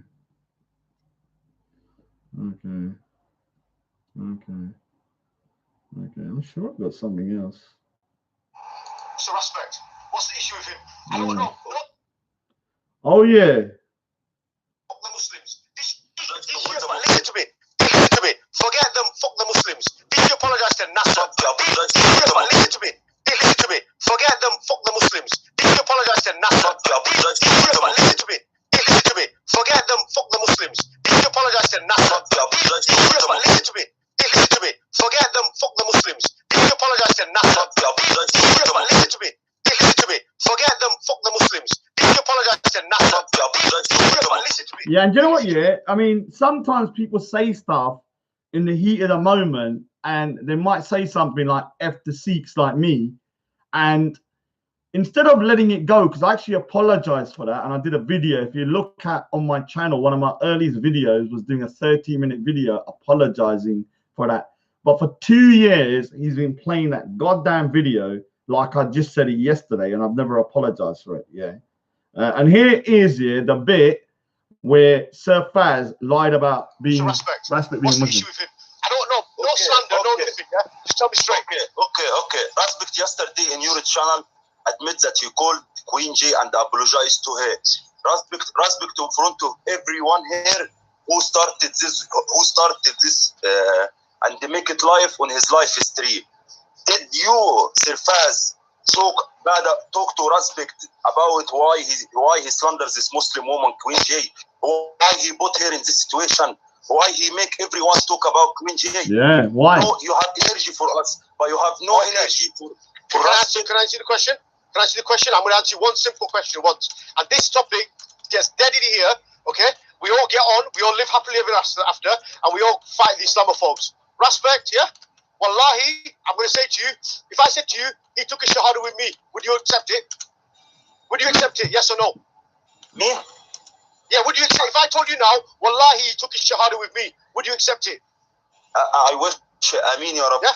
I mean, I will forgive him. I will forgive him. Well, okay. I will forgive him, and we're going to drop the case. Just because he become Muslims. There is case between us and Respect now. It's hate crime what Respect doing, and we every day have appointment with police. Okay, listen. So please, so take my word. Wallahi, it's done. Listen. if you listen, if Raspberry entered Islam, I know what he said to me, okay? Right? And take it from me. I'm saying, I'm swearing by Allah what he said to me. Okay, I can't give you any more proof than that. By okay? God. And if I'm wrong on the day of judgment, may Allah hold me accountable for it. No problem. But all I'm going to say to you, okay, please, brother, drop it, both of you. We've got enough issues going on. Listen, Akhi. If respect is a Muslim, the main thing in Islam is you need to make it publicly that you are a Muslim. Since Umar ibn al-Khattab entered Islam, the Prophet make it clear. You need to be a Muslim. You have to ishar Islam. What is the meaning of ishar Islam? Ishar Islam means that you need to make it publicly that you are a Muslim. 1 minute. Okay, fine. 1 minute. I'm going to answer your question. Listen, I'm going to answer your question. Did Nagashi, in front of everybody, publicly, did he accept Islam? Yes or no? Nagashi. Did he die as a Muslim? Yes or no? I don't know. Allah Alam, to be honest, I don't know. Right, okay. Well, we can find out he died as a Muslim. Okay? I'm not saying what he's doing is wrong. Maybe he's got his own problems. That's why he's not telling people. I don't know. You have to allow people for this, bro. Yeah? You know, some people, when they come to Islam, listen to me, when they come to Islam, maybe they've got their own problems. Maybe they've got their own issues. We don't know. Maybe he's told me something. He might tell another brother something. We don't know. So you don't need to allow it. Yeah, but the fact here that respect slandered us, that we talked about Queen J when we know that respect talked about Queen J, and he's not to us as a Muslim. Okay, listen. But I'm telling you now, okay, if I tell you now, okay, that's not the situation. Let him do what he's gonna do.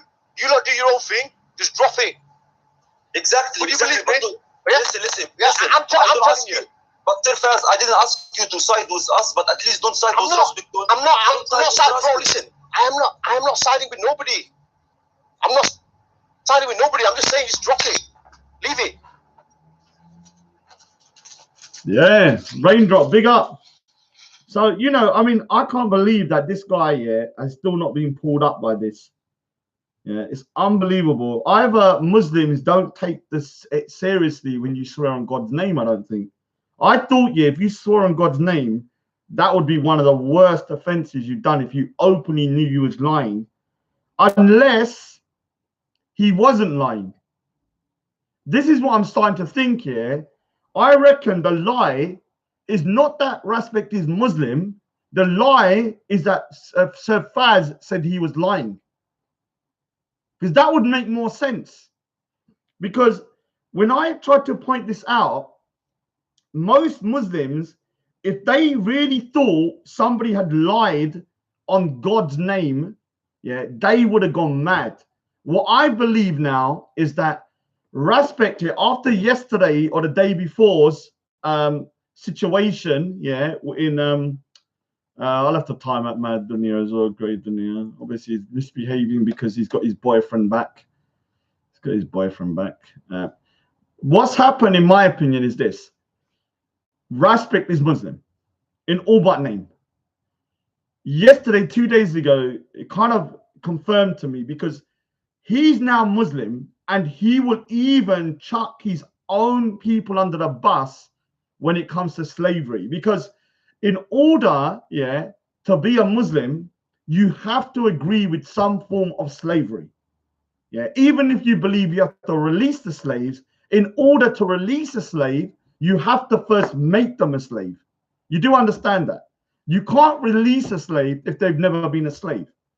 So you actually do have some form of slavery. So they have to own them first in order to release them. So with him, he's now, because he's Muslim, he cannot condemn slavery outright Islamically. And you heard it that day. He said clearly, that when I asked him a very simple question, if the British went into Africa and instead of using a transatlantic slave trade, they used the Islamic slave trade, would he accept these people being enslaved? And he said, yes.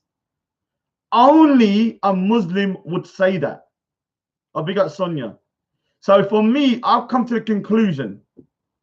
The reason why Sir Faz is not getting the heat that I thought he would get for lying. Remember, he said he lied in order to resolve the issue between what's it called? Between between Zabida and Respect, was that he had to make up a lie that Respect is Muslim, and he swore on God. Now, I believe, yeah, that the reason he swore on God was that he was telling the truth. Now, what's happened now is that Respect is obviously a little bit upset that he revealed his secret so too early, because he might want to relieve it at a later point. So what he said to him was, look, okay, in order for you to resolve this, you're going to have to say you lied about it. Now, it makes sense now that when he said he lied about it, none of his Muslim brothers have condemned him for making the lie, because I believe he has told everybody secretly that Respect truly is a Muslim. That's the only thing that makes sense to me. Otherwise, Muslims are telling me that they believe saying Wallahi or on God's name means nothing. It means nothing. No, you can just say it, and if someone openly lies about it, there's no real consequences in terms of people at least calling you out. So it makes sense now. I truly believe after the other day, Respect is Muslim. And I'm going to say that now. I'm not going to say Sir Faz was. I'm going to say Sir Faz was lying about him lying. Yeah. Sir Faz was lying about him lying. Not Sir Faz was not lying about Respect becoming Muslim. So make that clear. The lie is Sir Faz saying he was lying. That's why none of his Muslim brothers. Do you think if Sir Faz had actually lied and said on God's name that Respect was Muslim, that Salahuddin wouldn't have been on his case? Salahuddin would be going, I'm Salahuddin. I used to be voted higher. How dare you swear on God's name? Sir Faz. He would have been gunning for him because he hates that Faz. Yeah? They're all silent. Even his enemies are silent. Muslim Matters is silent. Salahuddin is silent. Everybody is silent because Respect is Muslim. This is why See Alive is now resolved it with him. Do you think See Alive would have ever resolved this with Respect? Only way it could have happened if somebody said, Respect is now Muslim, but don't tell no one you are now Muslim, brother and sister. It's a fresh slate, sort it out. Why did he now, random exposure has now also resolved it with him? I'm saying it here. After 2 days ago, and what I've seen with no one condemning Sir Faz from what they said. In fact, not only have they not condemned him, they've doubled down and protected him. And I was looking like, why is nobody condemning him for lying on God's name? Then it made sense to me a couple of days ago that he wasn't lying on God's name when he said, yeah, because he said afterwards, it was a lie. But he never swore on God's name it was a lie.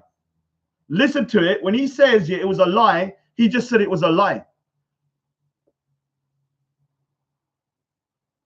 So he never really swore on. He didn't really lie.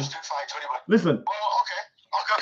So what did you lot do? Yeah, when your brother was getting slated by next person day in day out on making live streams. Yeah, what did you lot do? Did you sit there and watch? Well, I couldn't handle it, bro, because both parties are mine. Both ways.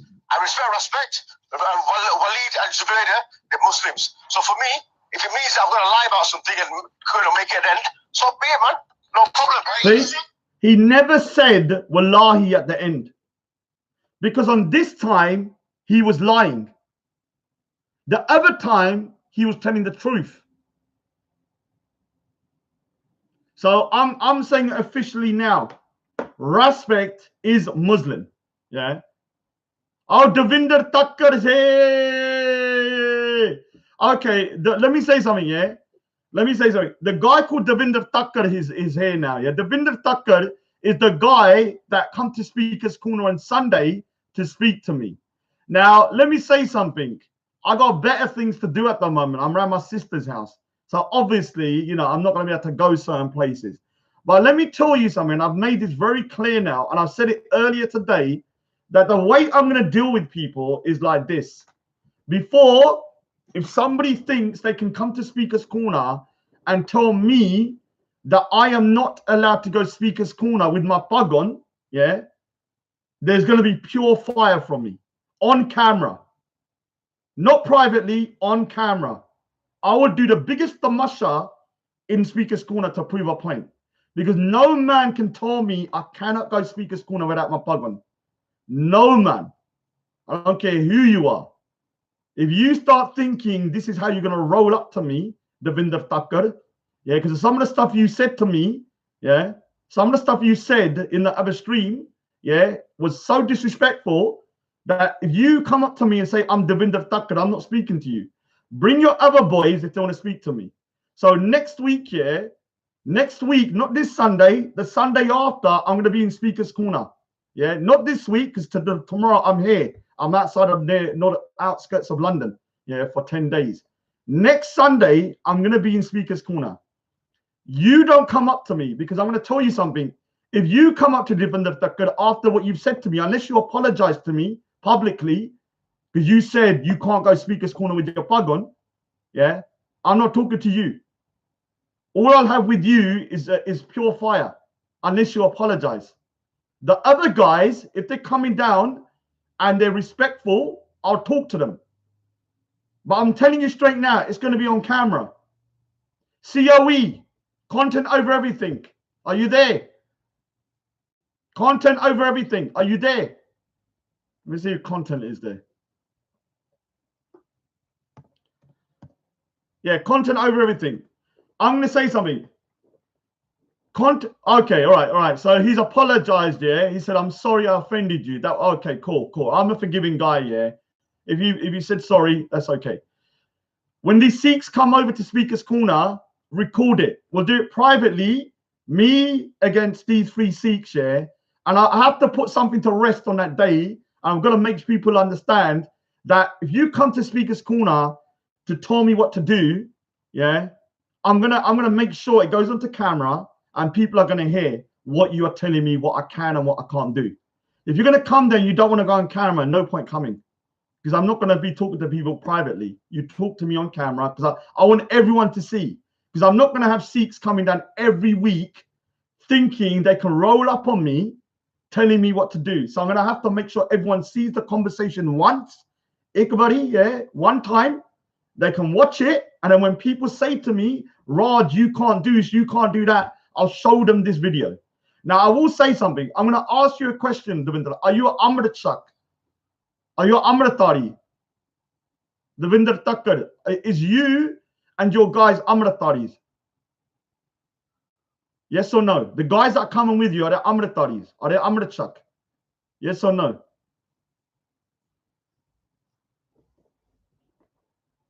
Oh, and COE, I made an announcement before, and I'll probably do it on COE next week. I am not aligned with any groups anymore. I'm independent. I've made it. Okay, all right. Let me say something. I'm going to say something here now, yeah? All right, so people can understand, yeah?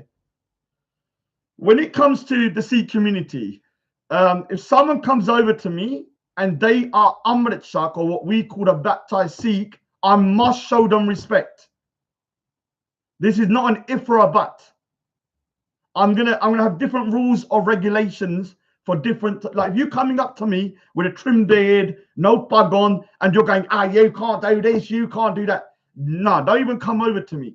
If you're Amrit Shak, yeah, like my brother is, my mother, my sister, my Jidja and everyone, and you come over to me, I'm gonna be respectful, yeah. Oh, basically, I'm not aligned with Tommy Robinson anymore. I'm going independent. I've been thinking about it for the last couple of months. For me, I feel like the Tommy Robinson movement is collapsed. It's more toxic than I need. I need to concentrate on what I believe is best. And if I'm constantly arguing, about the Tommy Robinson movement and how it's turned into a shit show, it's pointless. I'm arguing more about that than about real subjects. Now, for me, like I said, I'm still believe in a lot of stuff Tommy Robinson said and done, but I don't believe he's a saint. I'm not saying Tommy Robinson's a racist. I'm not saying Tommy Robinson is bad.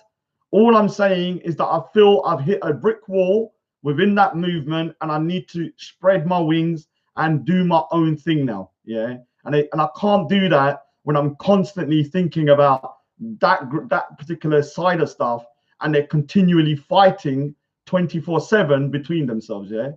So for me, in order for me to no one's advised me. I made my own decision, and I've been thinking about it for the last 3 months, because people don't realize that the Tommy Robinson movement 3 or 4 months ago is fractured, and it's fractured, and then what's happened is broken now. And so the only thing that is coming out of that movement at the moment is just pure tamasha and bullshit. Tamasha means like shows, just circus. It's stupid. And I'm arguing more about Tommy Robinson and the Civ Nats and the Ethno Nats than what's really important to me. Now, I am still a Civ Nat, a civic nationalist. I am still aligned with Steve, and certain other people. And I am not, and I'm saying this, I am not going to start saying Tommy Robinson's a racist, Tommy Robinson's a bad person, because I still believe Tommy Robinson done a lot of good things, and he also did a lot of stupid things, unfortunately. And I can agree with that. I've never been a blind follower of any man. But for me, in order for me to get to the next stage, I've got to be able to kind of speak my mind. Look, Lander Kells, I've never been in the cult. What people don't really understand here about me is that a year ago, I started speaking out about certain things that I disagreed with, privately. And I have to admit, some people in the Tommy Robinson movement do move like a cult. I'm not going to lie to you. I've said it myself. Tommy is no racist. I don't believe he's a racist. I don't care what anyone says. Does he do stupid things sometimes? Does he say stupid things sometimes? Doesn't mean he's a racist. So with this situation with the Tommy Robinson, is that people around him, I believe in order for someone to grow, you must be able to criticize them. I don't even, Devinder Thakkar, the Chinese guy is in Malaysia. He left a year ago. Oh, the Jews need my help. Raj is coming to the help of the Jews. I'll be over in a bit. Okay. So, all right. So this is the problem. Look at this. These Sikhs are watching videos out of sync. So somebody's watching a video from 1.5 years ago, thinking that I'm still with the person now. Look at the dates. I've been going Speaker's Corner for 2.5 years. In the beginning, Tan wasn't that bad. He become Pagal towards the end. And towards the end, me and him fell out. Me and him haven't even spoken until recently for 8-9 months. Towards the end, when he went mental, me and him had an argument. And me and him didn't speak for months, maybe even a year. So you need to start looking at the videos in sync. Look at the dates. One way to understand what is new and what is old is how fat I am, how mota I am. The more chins, the older the video. So when I first went Speaker's Corner, I was around 15 stone with a double chin, triple chin, and freaking big goddamn tid. As I've lost weight, I put a bit on the weight. I need to lose a bit more weight. The more recent my videos, the thinner I am. So my recent videos, I'm thin. Yeah, obviously I'll put it away. So this is a problem I'm having with people. What happens is that people watch videos, but they don't actually see the dates. They look at the video. Oh, this happened last week. Oh my God, how dare you? How dare you? This is last week. But they don't realize. I'll give you an example. You know the video of me saying F Sikhs? That happened solid. Yeah, it's been 2 years ago. Yeah, since I said that. I did an apology video saying my maafi mangda. Yeah, I apologize profusely for my mistake because I didn't mean what I said. I meant it towards one individual who was pissing me off, called Talokchin, and me and him are cool now. And instead of saying, you know, because I got a bit of a, I was under pressure because at that time, 2 years ago, I wasn't used to the camera. So COE, that one of those videos, that was one of the first videos that went quite, with me in, that was quite big. And the thing is, I wasn't used to the camera. So under the pressure of the camera and 30 people standing around me and people going, rad, rad, rad, rad. Remember, I had Respect and Talokchin. Both of them are very, very, very, yeah, Talokchin and me are okay now. I spoke to him the other week. Me and him will always argue, but we've come to a settlement, sort of.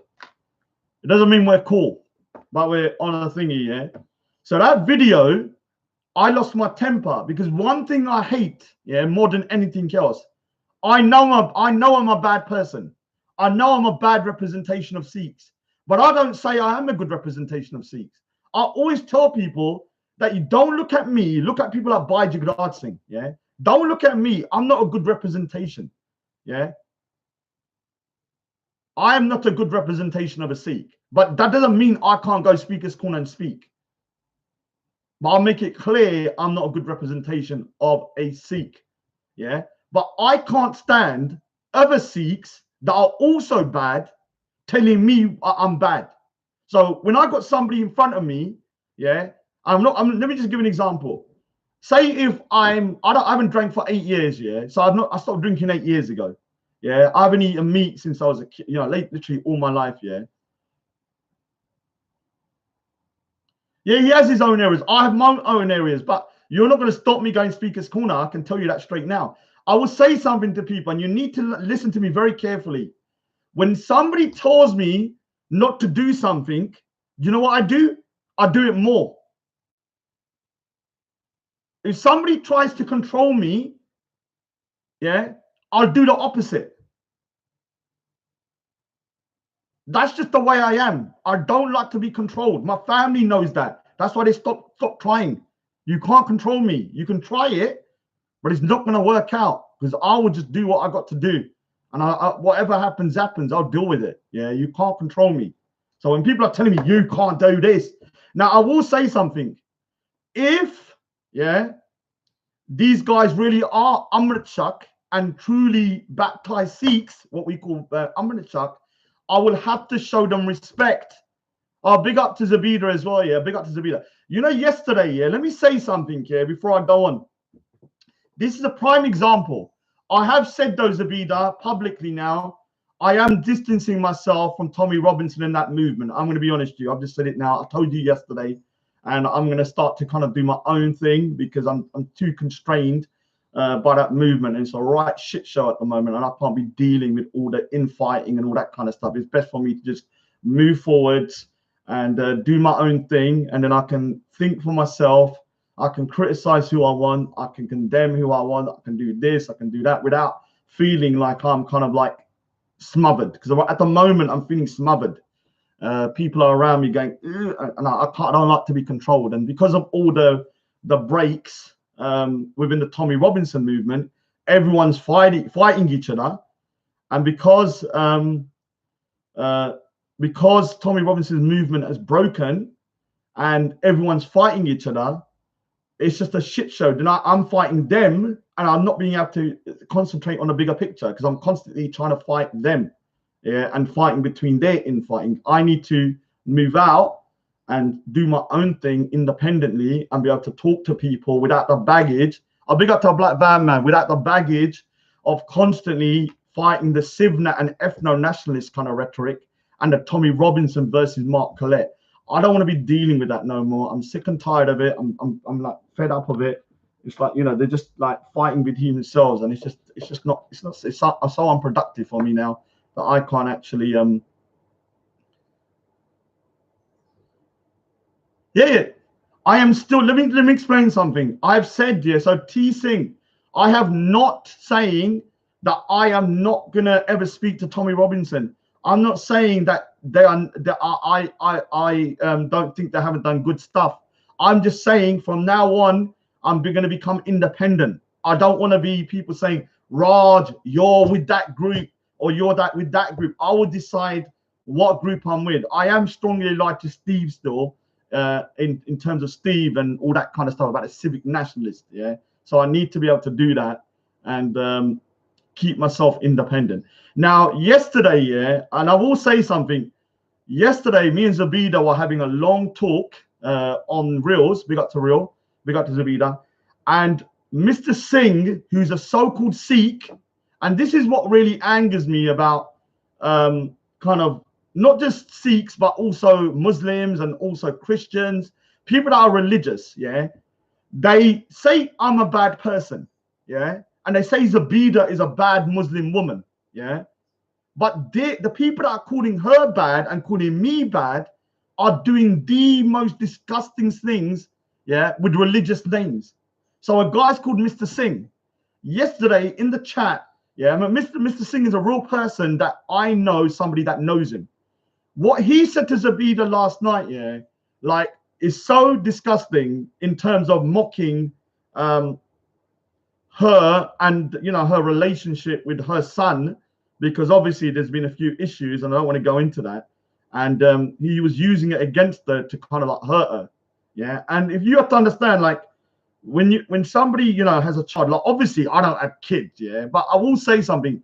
My sister fell ill, who lives in this house quite a long time ago, and when she fell ill, her husband, who's now she's divorced from, actually, oh, shut up, Veli, he's bloody, look, he's doing, he wants you to do dawa and do his freaking dawa. And so this guy, Mr. Singh, yeah, my sister also lost her child, not to death, but her husband took the child away. I'll big up to Betty. Took the child away when my sister was in hospital for a year, because my sister fell very seriously ill when she was in her early 30s, 30, and she had to go in hospital for a year. And her husband was such a nasty person that he took the son, and we couldn't do nothing about it because he was legally allowed to, because she was in hospital and we didn't have legal rights. And she took the son, and he would not let my sister see him for nearly 9 to 10 months, nearly a year. And I know how a mother feels when they're separated from their child, because it freaking killed her. So when this little prick here, Mr. Singh, is kind of mocking Zabida having her son kind of like, you know, not having full access to him, you know, I'm telling you something now. I'm telling you straight now, I will find, yeah, Mr. Singh, and me and him will be having words, yeah, because I know people that know him, but they won't give me. So look what he's wrote yesterday under the name Mr. Singh.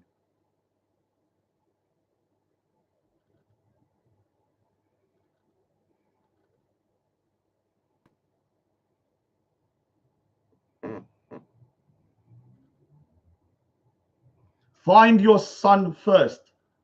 He also called Betty a gollywog a year ago under the name, under the name Thug Life.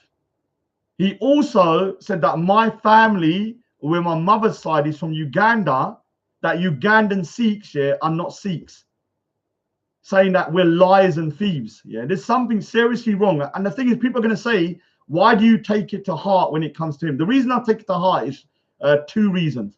Firstly, I know somebody that knows him in real life. Yeah, Bops from Speaker's Corner that sometimes goes there. Secondly, he has the name Mr. Singh. Yeah, he has the name Mr. Singh, and he is calling black people gollywogs.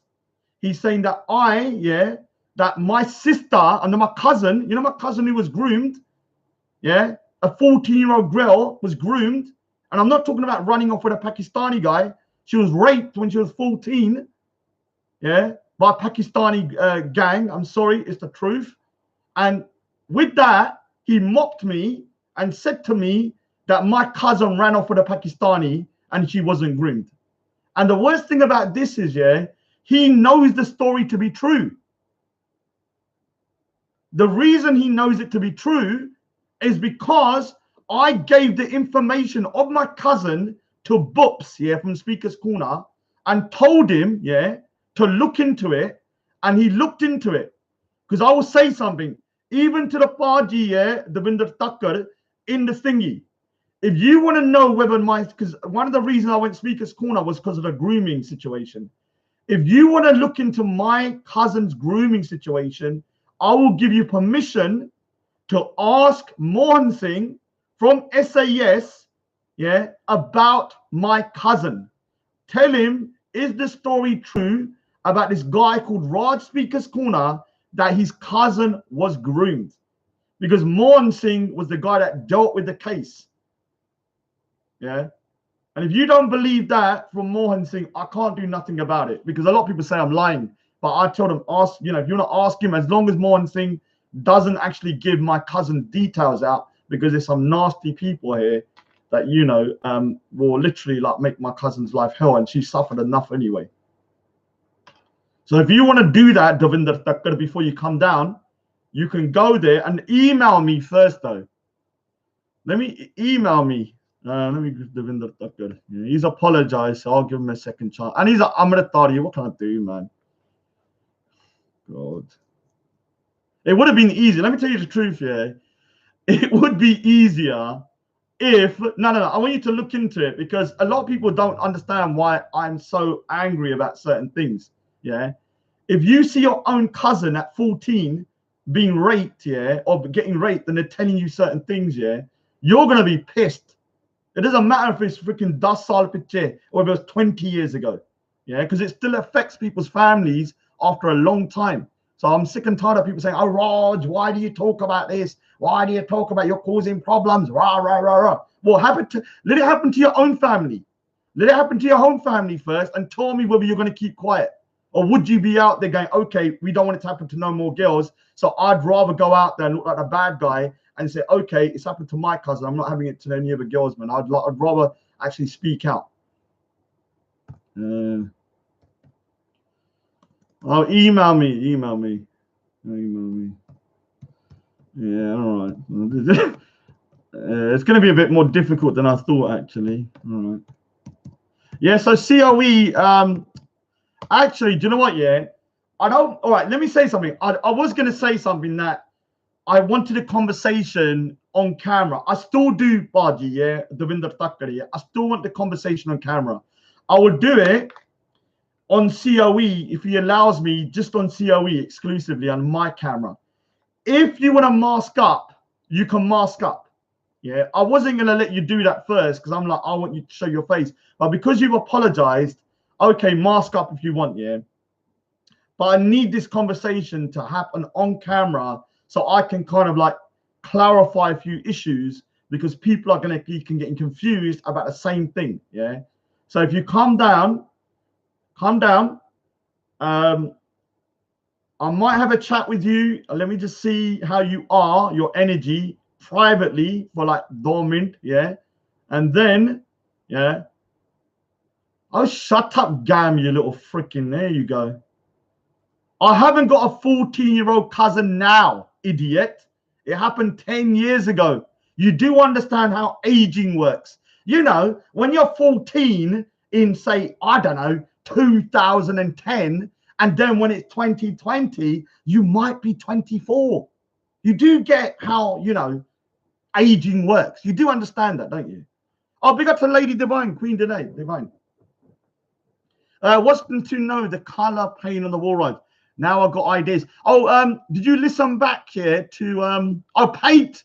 I thought she said pain. I was like, oh my god, is she causing you pain? Is that how freaking horrible it is? Queen Divine is going, ah, she's in pain. Oh, big up to Oz as well, man, my little magician, yeah. Big up. So What I'll do is 2 weeks time, email me. We'll arrange to turn up. This is another guy, another Sikh guy called Real One. Another Sikh guy on the chat. That's a disgrace. This guy calls me a disgrace to Sikhi. Okay, I concede I'm a disgrace. I'm a bad guy. Yeah, I don't represent Sikhs well. Okay, good. I understand that. But at least I don't threaten death on people's mothers like my mum you did. Remember? Remember, Real One, you so-called Sikh, when you was threatening death on my mother?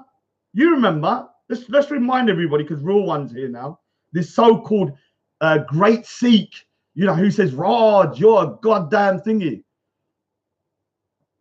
Okay, so let me just, before I do the negative stuff, so let me explain about Devinder Thakkar. Yeah, look, for me, yeah, I'm from a good Sikh family. Yeah, so let me explain the situation. Yeah, my family is actually baptized, most of them. Yeah, if people know my family, they're actually baptized. Obviously, I'm not. My house, as I was growing up, was very religious. I actually still can read Gurmukhi, and I can also, we used to have the Guru Granth Sahib in my house, which is the Sikh holy scriptures, from the age of around 1 until I was around 12. Now, for people to understand this, it's very rare for a family to have the full Sikh holy scriptures in their home. We used to have a Babadi's room, yeah, like the Guru's room and stuff like that. So we used to part in there and stuff like that. Now, obviously, I've gone off the rails, but and Real One, it's me, Padida, because it's my channel. You do know you're watching Raj Speaker's Corner, Kanjar. Oh, you're on my channel. Raj is talking about me, but you're on my channel. What was you expecting me to talk about? You? Idiot. Oh, Raj is talking about himself on his own channel. How dare he?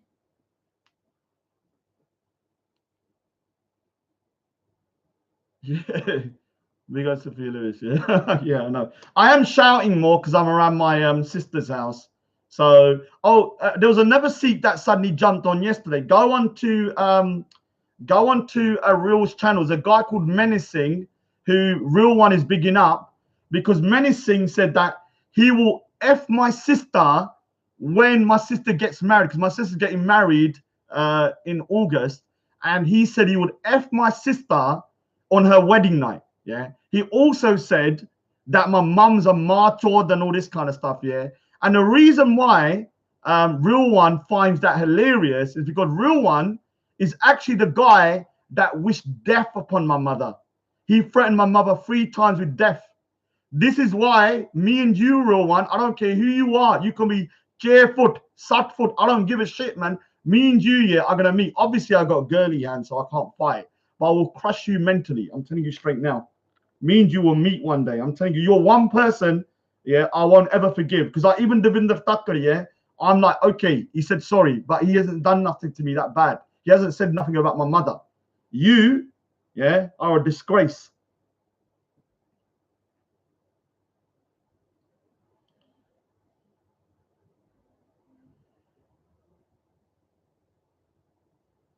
Hold on, listen on Sunday. We just have to chat, no physicals, and you're distarred. You're taking it off. All Sikhs. Oh, yeah, do it. Okay, Punjabi man has said all the Sikh elders are going to make me take my pug off. Okay, you heard it here now. Yeah. Is this Punjabi man with you, Devinder Thakkar? Yes or no? Is Punjabi man with you, Devinder Thakkar? Tell me now, because I need to know if Punjabi man is with you or he's a troll account. Tell me now. Is Devinder Thakkar, is the Punjabi man saying that the elders are going to take my pug off with you, yes or no? Yeah, I know they're fake accounts, but I just want him to clarify.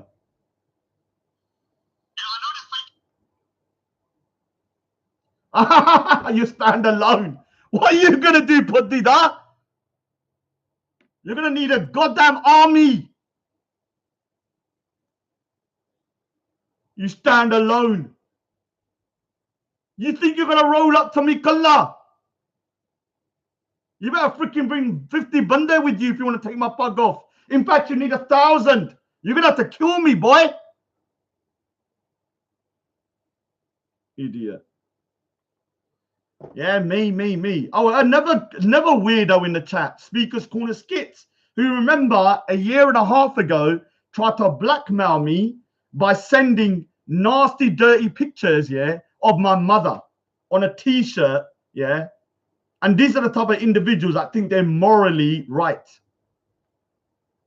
So when it comes to Real One, obviously he's definitely what we call kind of the worst of the worst. Yeah, there is no one worse than Real One. I'll tell you that straight now.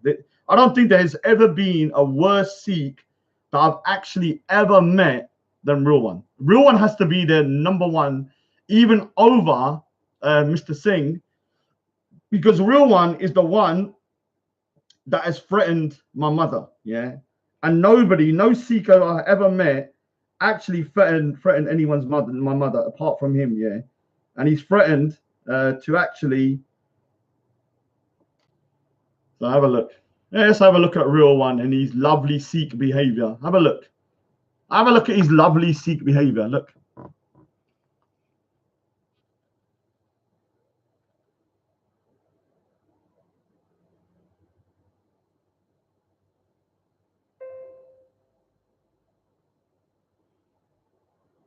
So Real One goes, Raj, show proof now, or if you lie, your mother will die tonight. What a very good Sikh boy. Look how good this boy is, yeah? Look. Oh, big up Raindrop.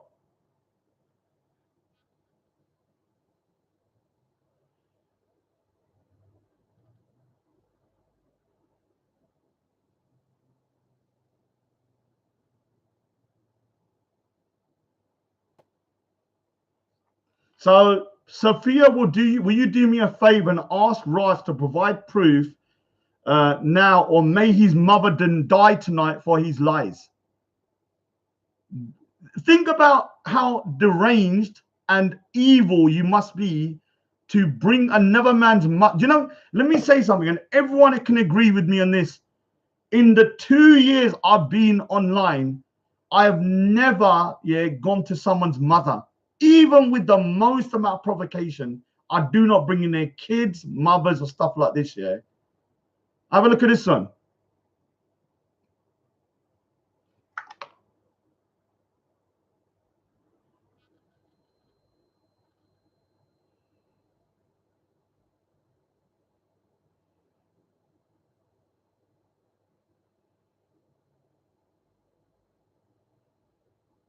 So he goes, now, Raj, show this proof, not, or I will go your mum or your sister now. So, and one of the things that I found quite disgusting, yeah, you know, my brother-in-law used to beat my sister. You know, I was talking about my brother-in-law, the nasty one.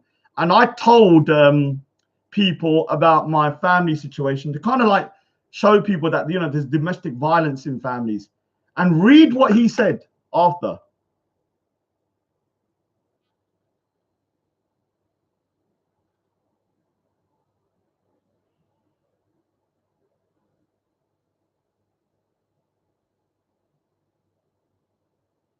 He goes, he's mocking domestic violence. I won't beat her. Raj, I'll prove it to your sister. I won't beat her like your ex-brother-in-law did. You know, my ex-brother-in-law almost killed my sister. That's how bad he used to beat her. And this guy is like so nasty. And this is why I have very little respect for these so-called Sikhs online that type, but they feel the most amount of filth. It is a threat. And read this one.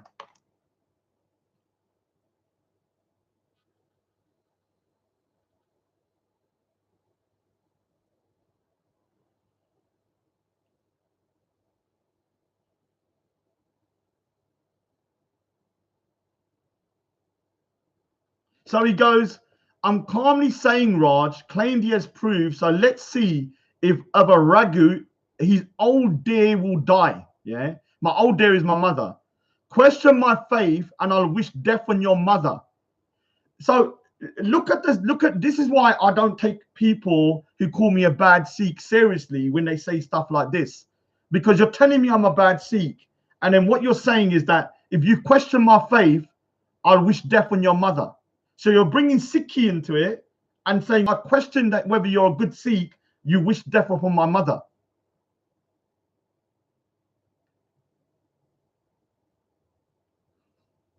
Are you crazy? It's like unbelievable, yeah?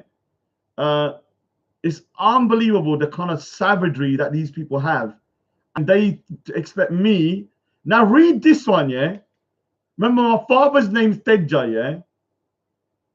And so he goes, read this, yeah? Read this, what this so-called lovely Sikh boy who represents Sikhs online, and I'm a bad Sikh. Read what he writes.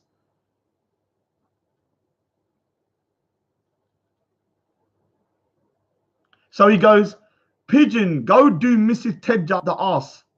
So he's saying, go do my mum up my upper arse. Is this the behavior of a Sikh? You can say I'm a bad Sikh. I agree. But I've never gone for people's families. Yeah. It's absolutely disgraceful the way these so-called Sikhs behave. And they're telling me I'm badly representing Sikhs. And read this.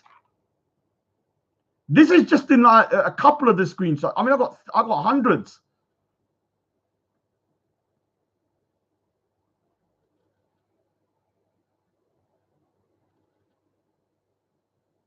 He goes, F Pigeon's mum, because I'm known as Pigeon, the slut should have swallowed.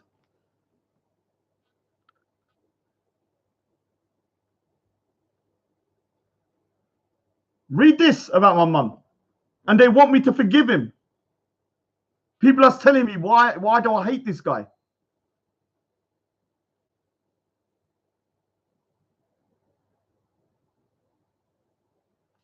He says, Pigeon, I'll piss in your mum's head. I have never, ever brought anyone's mother into anything because mothers, yeah, are innocent. Now read this. And you think I'm lying when I got hundreds.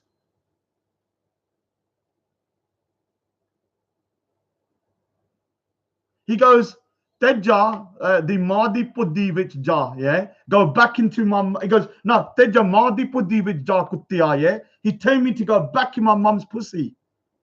This is what he's saying, to go back in my mum's pussy. And this is the Sikhs that these people are telling me that I'm a bad Sikh, yeah?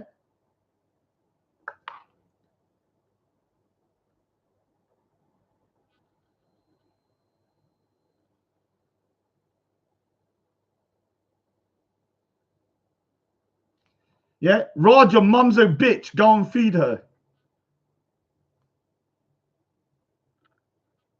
Read this.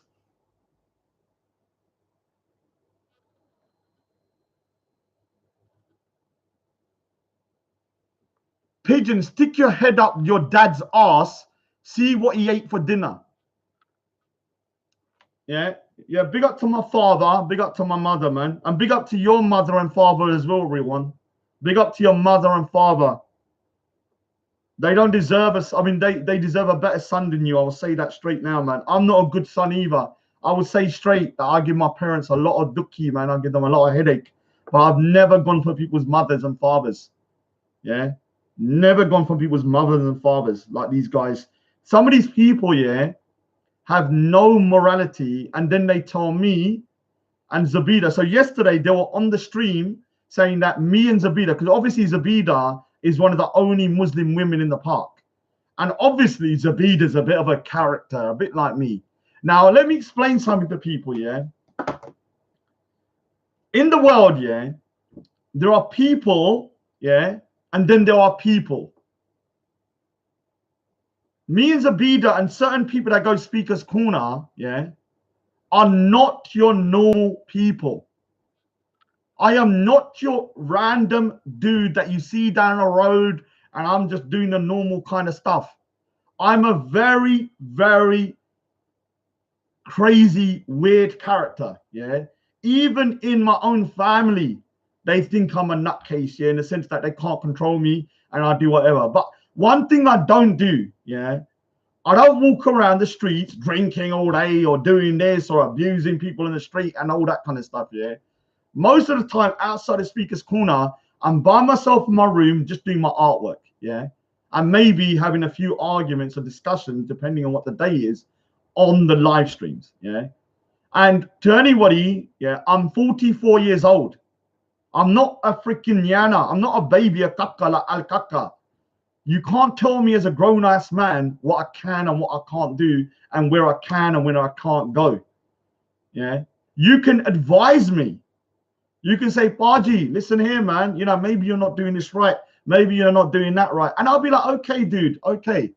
Now, with the Devinder Thakkar, he's going to be coming to Speaker's Corner. I'll speak to him because he's apologized for saying I need to take my bug off. And if he's Amrit Shak, let me explain something. Like, before I got distracted before, a lot of my family is Gursik, meaning that they're Amrit Shak. Yeah, my mum is, my dad is, my brother is, my older sister is, my brother-in-law is. And so for me, I've always had a kind of a rule that if someone's Amrit Shak, I believe I have to give them. So Amrit Shak means they've taken the baptism and they are what you call a Gursik. Remember I told you there's lots of different Sikhs, but the Sikhs that are what you call Gursikhs or part of the Khalsa who have taken an Amrit, they are held to a different standard. So if Gursikhs are coming up to me, I'm going to have to, do I look 34? I don't know, I'm 44. If Gursikhs come up to me, even if I feel like shouting, I'm going to have to control myself up to a point, yeah? Because obviously I can't be shouting at people that are kind of like, you know, trying their best in terms of their faith, because I'm nowhere near the stage of becoming a Gursikh, yeah? So I will be respectful up to a point. Now, that doesn't mean you can chat shit to me or tell me what to do still, but we can have a good discussion, yeah, about kind of, you know, what the issues are, why you believe, you know, that I'm somebody that's bringing shame upon the Sikh community. I will say this, though, that if I go Speaker's Corner or I watch a video of Speaker's Corner and I see a Chinese person like Tan, yeah, if I see a Chinese person like Tan, what I would do, yeah, is if he's behaving badly, I wouldn't think all Chinese people are like Tan. You understand? I would say to myself, as a rational human being, this is one individual who happens to be, you know, have his own views, and he doesn't represent every Chinese person, yeah? So for me, when you see me as a Sikh, I'm sick and tired of meeting people who go, Raj, I've never met a Sikh like you. I can't believe it. Since I've seen you, I hate all Sikhs. Let me say something to you. If you think like that, you are a degenerate. If you judge a whole community based upon one person, you are the degenerate. What you need to look at is that every community has certain people in there that might not conform to what everybody else deems to be kind of what you say, the normal acceptable behavior. And I'm one of those guys, yeah. I don't claim to be a good Sikh. Hopefully I will be one day, because I do want to start learning Bani. One of the things I want to start doing is to go to Gurdwara. Maybe Devinder Thakkar. Maybe you can show me a good place, because I need to start learning Bani. Bani just means you know, Sikh scriptures, good Bani and stuff like that. Yeah, it is my weak point. I do really need to start reading up. And I've said all the time, if I ever, I'll shut your mouth, hacksaw Jim Duggan, you little puddida. Who are you? I'm going to time you out for that. Here's another internet gangster. Oh, Raj, you can't say baptism. Listen here. If I say Amrit Shak, yeah, and I say someone's taken an Amrit, do you think Gore, do you think Kale, do you think anybody is going to understand what I'm saying? Do you think they're going to understand what I'm saying? Do you think anybody is going to understand what I'm referring to? So in order to communicate, yeah, you have to sometimes use words that are familiar to the masses. I know you don't understand that because you're probably in your room, yeah, with socks on with no freaking kapre on, and you don't leave the house. That's up to you. But I've learned from my time speaking publicly that you have to be able to say words, yeah, that can kind of broadly describe something so everyone can understand. So if I say that we have something called Amrit Shak, and you can also call it a baptism if you want in English, so you can understand that, then that is an easier way to describe it to a broad range of people. Obviously, you're never going to speak publicly. You're always going to be behind the keyboard, typing. So you're not going to ever experience what it's like to speak. You get it? Once you understand when you have to speak publicly, yeah, with like 100 people standing around you, you have to be able to use language, yeah, that the masses can understand. And then when you add the internet into that as well, they've got to understand it as well from wherever they are around the world. So if I've got to use Amrit Shak and I say, oh, it's simple, it's not, you might say another word is baptism, I will say it. It's not a baptism, but it's as close as an English word I can think of. Yeah. All right, real one. You're saying, yeah, you want to contact Southall Sings. Do it. What is stopping you?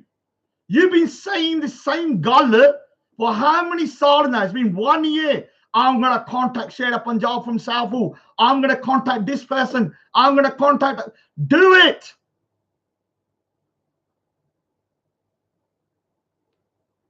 Oh, yeah, you've been crying like a little bitch.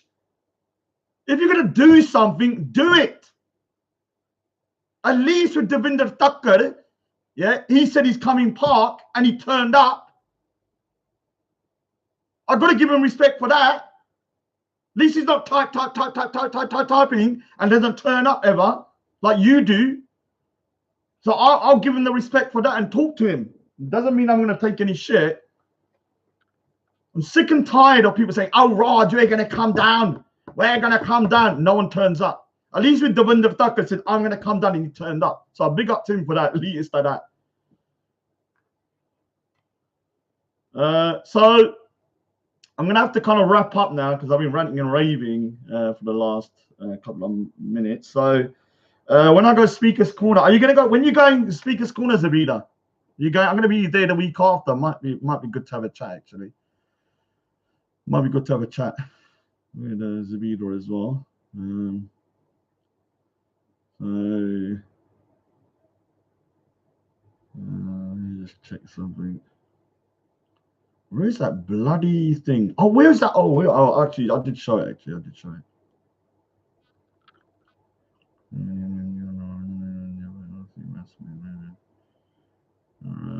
I missed it. No, I don't know where that one is.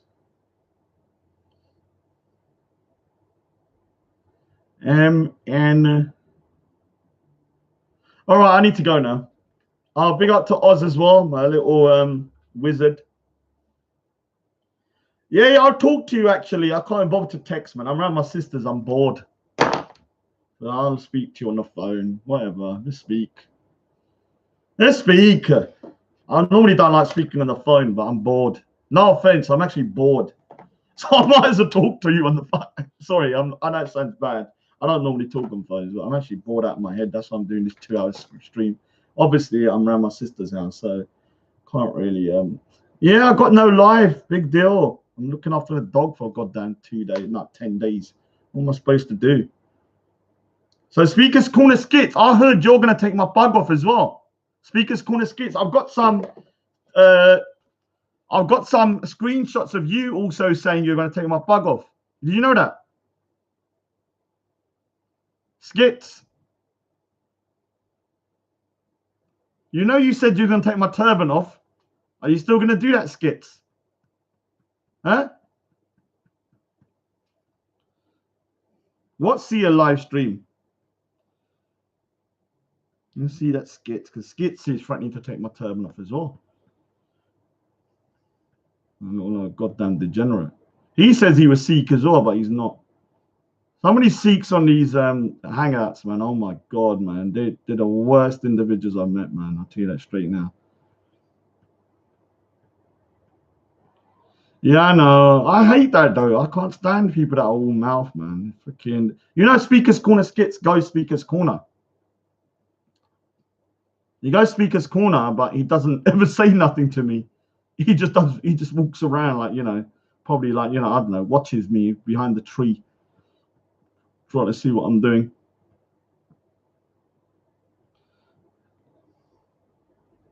Oh, let me tell you something. Yeah, this is the funniest. Let me tell you something. You know, yesterday I totally ripped Respect. Yeah.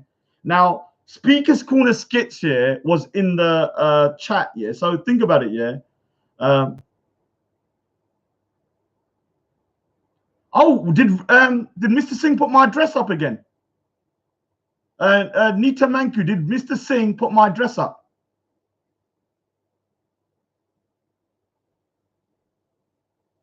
No, real one. Let me say something. I'm gonna deal with you by myself, Kalla. You don't need. No one's gonna be there. I can't fight, remember, but I will crush you mentally like a cockroach. There's a lot of ways to defeat people without even lifting a finger. Because I'm not a fighter, but trust me, I know ways of crushing people just from freaking your mind and your mouth. So yesterday, you know, Raspit was getting totally destroyed. Yeah. Oh, he's putting my dress out again. Oh, shut up, Hacksaw. Let me tell you something, Hacksaw Jim Duggan. Why don't you get out your basement, jump onto a panel, and talk like a human being?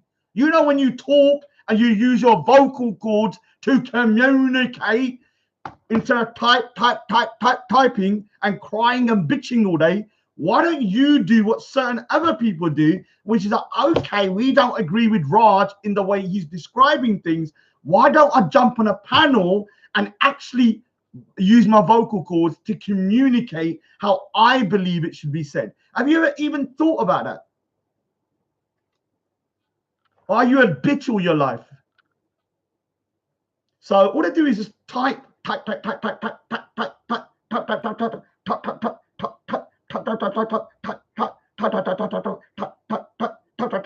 it. Freaking mad. So Speaker's Corner sketch here was in the chat yesterday when I was demolishing Respect on the slavery issue. And look what Speaker's Corner sketch said here. Look, read this here. This is my favorite comment of the day. Read. So you can see it's the real one. Look, this is me on there. Rajanator run things. Yeah. This is oh, you texted me. Okay. This is me talking yesterday, and then you got Speaker's Corner skits. Now read this, everybody, yeah?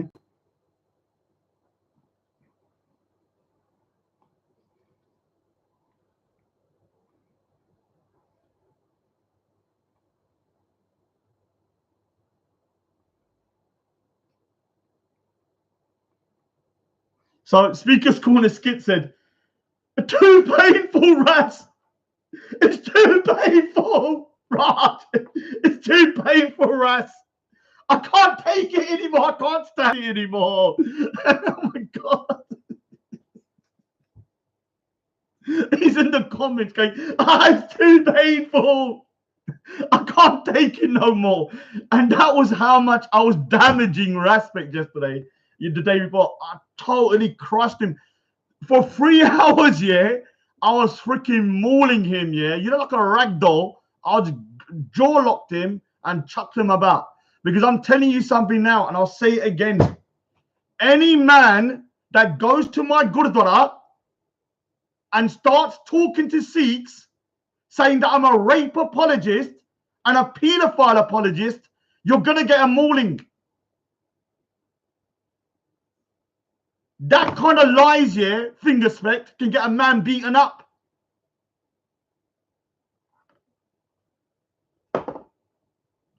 You think this is a joke? My mum goes to that Gurdwara.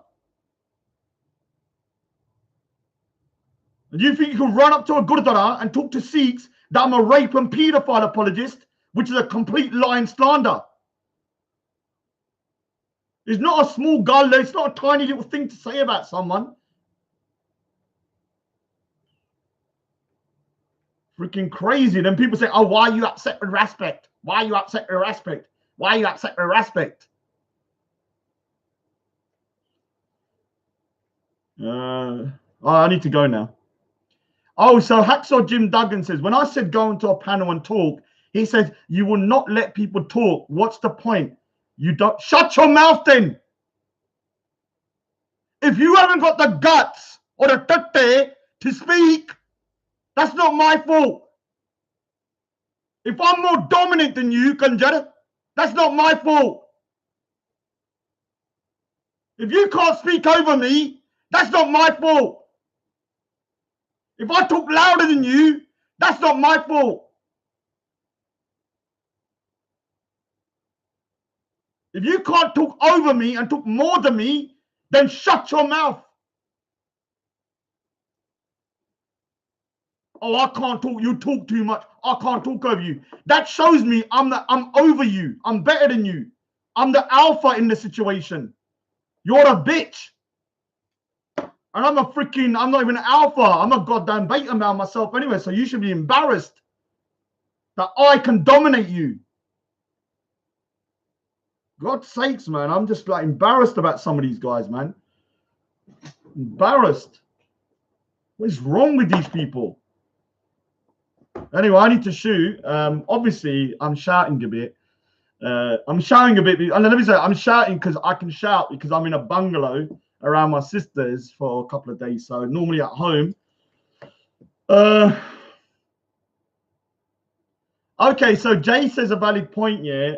Rod Speaker's Corner, maybe Sikhs don't come to the park because they think it's not productive to go there.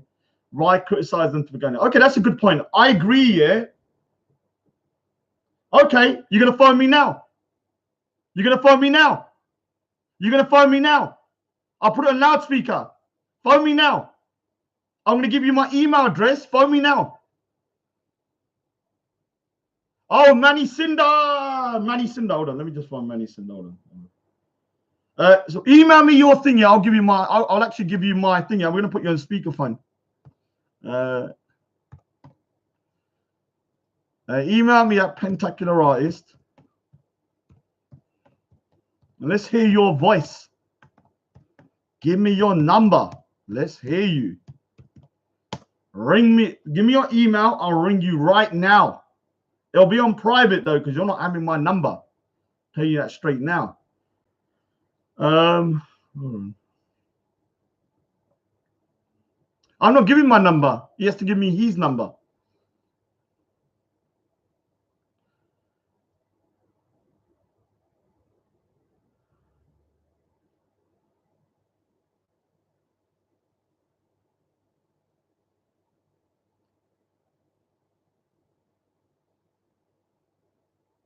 You're mad at giving you your number, you idiot.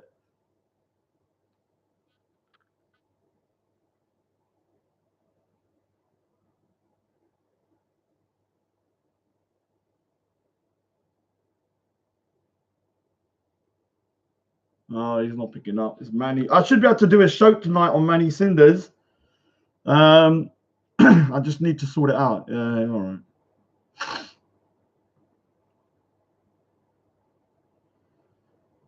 Who is this nutcase? Who is this? Oh, it's Oz. Sorry, Oz. Oh, it does easy for you to try. What is going on? Hold on. Okay, all right. Rod, we go. Like, can you give me a shout? Oh, big up. Yeah, do you want me to phone you or what?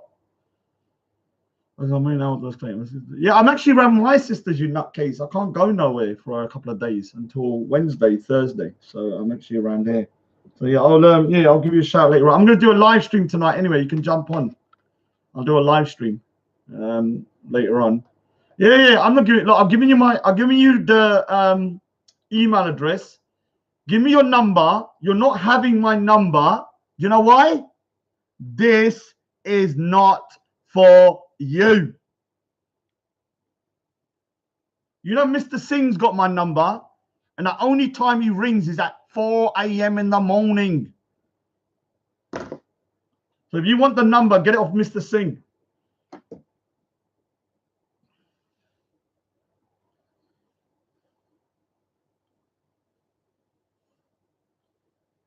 Now, anybody that has a problem with me, if you can't come to me or speak to me, if you want to type, I'm not going to take you seriously. If you want to come and meet me, yeah, and be a man about it and talk, I'll meet you and I'll speak to you. But I don't think, yeah, that you can just type all day and take my number and all of that kind of stuff. So tonight I should be able to do a live stream on Manny Cinders later. Actually, if Manny can just contact me back so I can sort it out. I've got a bad signal. Anyway, I better shoot anyway. Like I said, oh,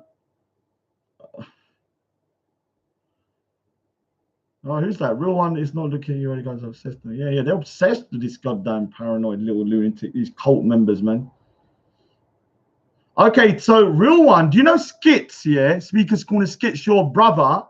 Speaker's Corner Skits is the guy that has done a petition to ban the Quran.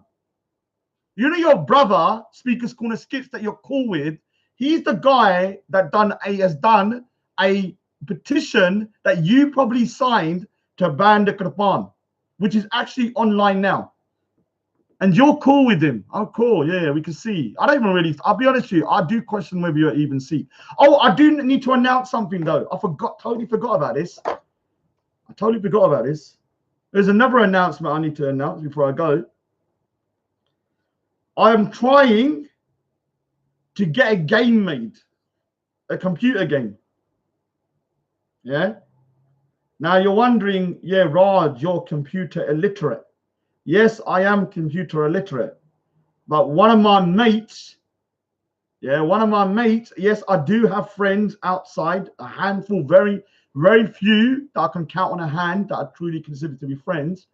He's a Sikh brother of mine, and this guy started to design games. And so what I'm going to try and get done is actually to get my character, what's his name again? Might just call him Rajanator, you know. I'll just call him Rajanator.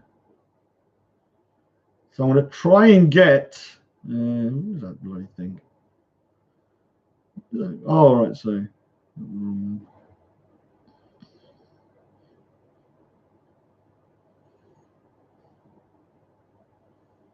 What the hell? Oh, yeah. So I'm going to try and get this, oh, shut up. I'm going to try and get this character done as a game, yeah, like a side scroller. I'm thinking about calling it Rajanator 2099. So you can imagine a side scrolling game, and you've got this character, and he has a sword, then has the gun and everything like that, yeah, and has this, it's like a futuristic cyber thing, yeah. So I'm thinking about doing that. Oh, we got Sufi Muslim. You know Sufi Muslim. Let me say something, yeah. Are you Sufi Muslim from last night? Or on Zabida's channel? I mean, on the channel. Is that Sufi Muslim for the other night? Yeah. So my mate and me are thinking about doing a side scroller, a bit similar to. Oh, let me say something, yeah. It's embarrassing, yeah, for Sikhs, yeah, because you know yesterday, one of the most moral people on the chat was Sufi Muslim. You should be ashamed of yourself, man. Everybody in the chat, yeah. Sufi Muslim was putting you to shame. I was disgusted the stuff you were saying to Zabida. The nasty, vile stuff you're saying to a young girl. And Sufi Muslim has to show you how to behave. So big up to Sufi Muslim, man, for showing people what a true Muslim should be like, man. So yeah, I'm going to try and get this done. I don't know how to do it though. So yeah, so you can see here, he's got like a sword, and then what he's got is also a gun. And then I've got the bad guys. Like I designed these bad. So I've got everything designed already, because you can imagine this in a game, yeah. Like this could be an end boss, a boss battle with this guy here. Yeah, with the machine gun, and then this guy here could be another a boss battle with this kind of skeleton kind of creature. And then what else is it? Oh, the gun is already done. So I've designed the whole thing years ago. So I think it would be quite a good little game, and call it something like Cyber-Sing 2099. Yeah. So if I can get that done, obviously it's not going to make a lot of money, but it would be a good little game to have. Like, yeah. It'll be good to actually do. So I'm kind of like trying to figure out how to do it. I'm just going to create the characters which I've already done, and hopefully the other guy can just do what he's going to do. Oh, shut up, Mudata. We apologize for insulting the Sheikh Rabi Al-Madkhali. Anyway, I need to go anyway. It's buffering. So let me go. Anyway, big up to everyone. I'm going to try and do a stream tonight from Manny's later on anyway. If I can, or I might have to do it tomorrow. Anyway, big up anyway. Yeah, Johnny J, I should have my own TV show. But the Sikhs will start moaning. Oh, Rod, you can't say that. You're disrespecting the whole Sikh community. I can't take the goddamn pressure, man, because they're really crying that there's one Sikh at Speaker's Corner. Imagine if I had my own TV show. I'll be freaking well, like, you know, being hounded 24/7. Get on the TV. You're embarrassing the Sikh community. Whatever, man. Anyway. Sikh youth, I know Dippa, but I'm not going on that road. Don't worry. I don't need to go on somebody else's TV channel. Don't worry. I've been on a Carl channel. You do know I've already been on Sikh channel, a Carl channel, Sangat TV. The only channel I haven't been on is I've been on Brit Asia as well. So when I was first started doing my artwork, yeah, I did a lot of Sikhi artwork in the beginning, and that's when I did actually go there. Oh, sorry. One last thing I'll say. Okay, right. So Jay reminded me because I've cracked. So what were you going to say about Sikhs not going to the park? Yeah, okay. So one thing about Speaker's Corner, I learned, and I think Bhai Jagraj Singh also learned, Speaker's Corner is not about religion. Let me say it again. Speaker's Corner is not about religion. It's not a place to promote your religion. It's not a place to go and talk about and try and convert people. What Speaker's Corner is about arguments and debates. It is very unproductive for trying to convey religions, because the whole place, yeah, has a element of combativeness. So when I go there, there's always a kind of a friction about winning. Now, when you're talking about religion or Sikhi or something like that, we're not here to win. When you're talking about Sikhi, yeah, you're there to educate. Unfortunately, in the Speaker's Corner, what happened there? Unfortunately, in the Speaker's Corner, what's going on? Oh, what was going on? So, unfortunately, in the Speaker's Corner realm, it's set up in such a way that you're there to win. And this is the problem. So there's no point going there, in my opinion, to kind of debate Sikhi.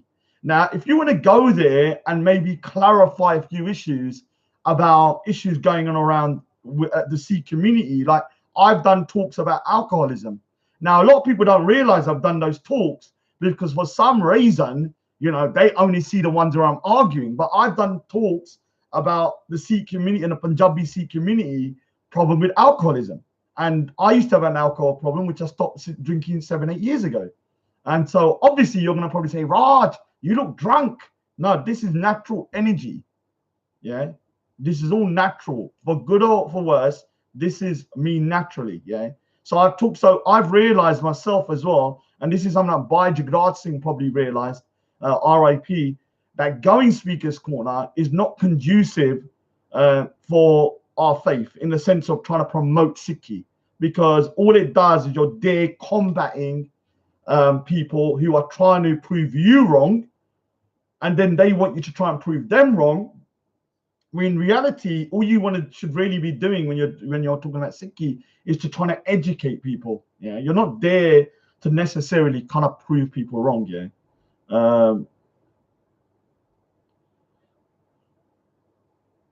that's nice, Hacksaw Jim Duggan. He said, do you have a big butta, but not enough for anyone to touch? Okay, thank you very much. A backhanded compliment that was. Yeah, it's like saying, Raj, you're a prick, but no one's touching your bug. Thanks, man. I don't mind that. Thanks. I'll take that. I'll take that. So, like I said, Speaker's Corner, I don't recommend Sikhs coming down if they want to talk about Sikhi on a regular basis. Now, if they want to come down and clarify a few points that maybe they think I or somebody else might have said and might want to challenge that. So an example is Adnan Rashid in a lecture said that Guru Tegh Bahadur was a killer. The reason he got executed, the reason why he got executed, yeah, was because, yeah, he wasn't because for the religious freedoms of the Hindus, but because he was killing people. So I believe Sikhs should come down, not myself, but Sikhs should challenge his narrative and that lie, because he didn't just say it, he didn't say it at Speaker's Corner, but he said it in like a lecture outside of Speaker's Corner, and that kind of stuff, yeah, is something that historically is incorrect. And I think historical stuff you should be able to discuss. I do want to also say is that I'm going to try and discuss it on tonight's show about what's happening in India, about the Muslims and the Hindus kind of like, you know, attacking each other. I will say this straight.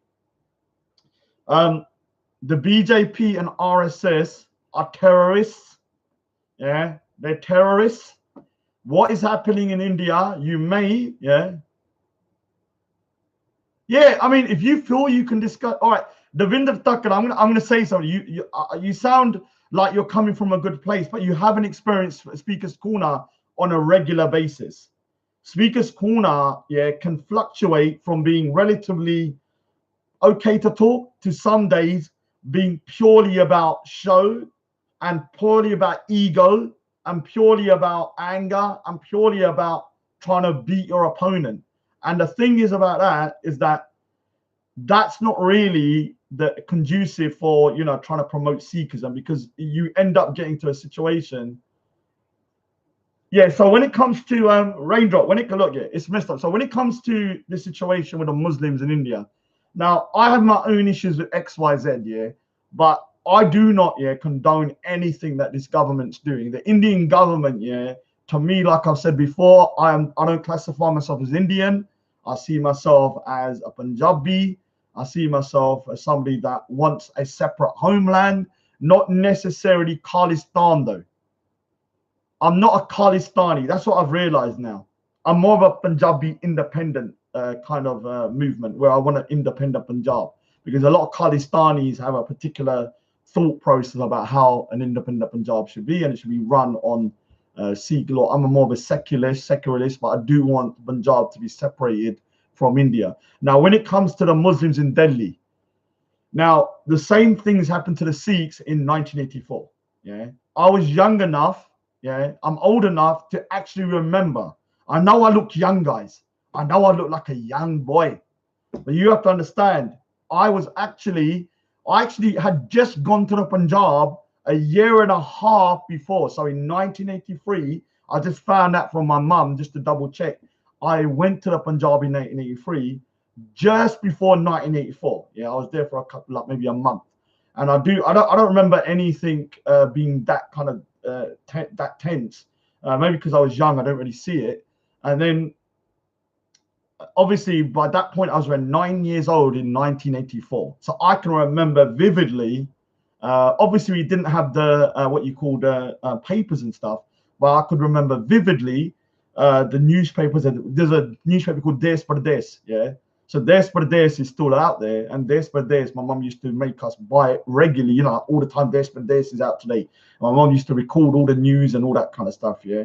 And I know it sounds a little bit strange, but I actually did protest outside 10 Downing Street as well when I was around 15. So a couple of years after that. So I saw a lot of pictures of because when they were protesting outside 10 Downing Street, they used to have placards of what the Indian government had done to the Sikhs during that time to clamp down on the Khalistan movement. Now, I always say to people, because in my family doesn't really support Khalistan. I do, yeah. So obviously we have difference of opinion, but we all are in agreement as Sikhs that what the government done to the Sikhs, was basically a war. It was a crime, against humanity, because at the end of the day, like there are Sikhs, even like Raindrop doesn't agree with Khalistan, but obviously he condemns what the Congress party did to the Sikhs,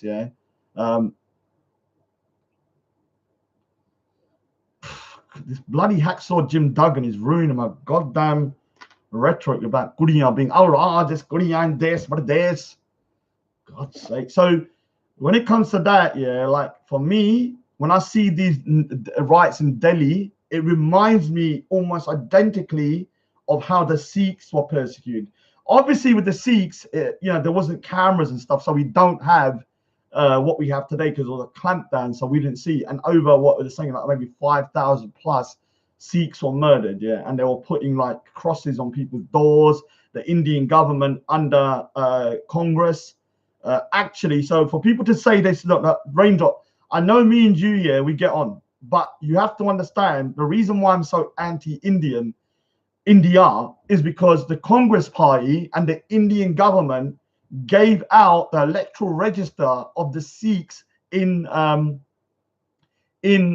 basically, journalists, the Indian government gave the electoral register of where all the Sikhs lived in Delhi. So the mob had the exact names and door numbers of Sikhs.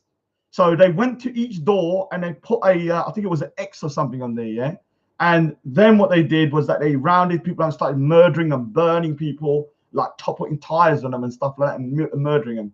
And now, when it comes to the Congress party, they are to blame directly for 1984, because a lot of people are saying, "Oh, BJP, BJP, BJP," but the BJP is responsible for this one, but the Congress is responsible for the Sikh one. And both Congress and the BJP are the two biggest parties within India. Obviously, you've got that other party, that AAP or something, the broom party. They've got that stupid broom kind of like thing. You've got a stupid broom kind of thing. I don't know what the hell that's for.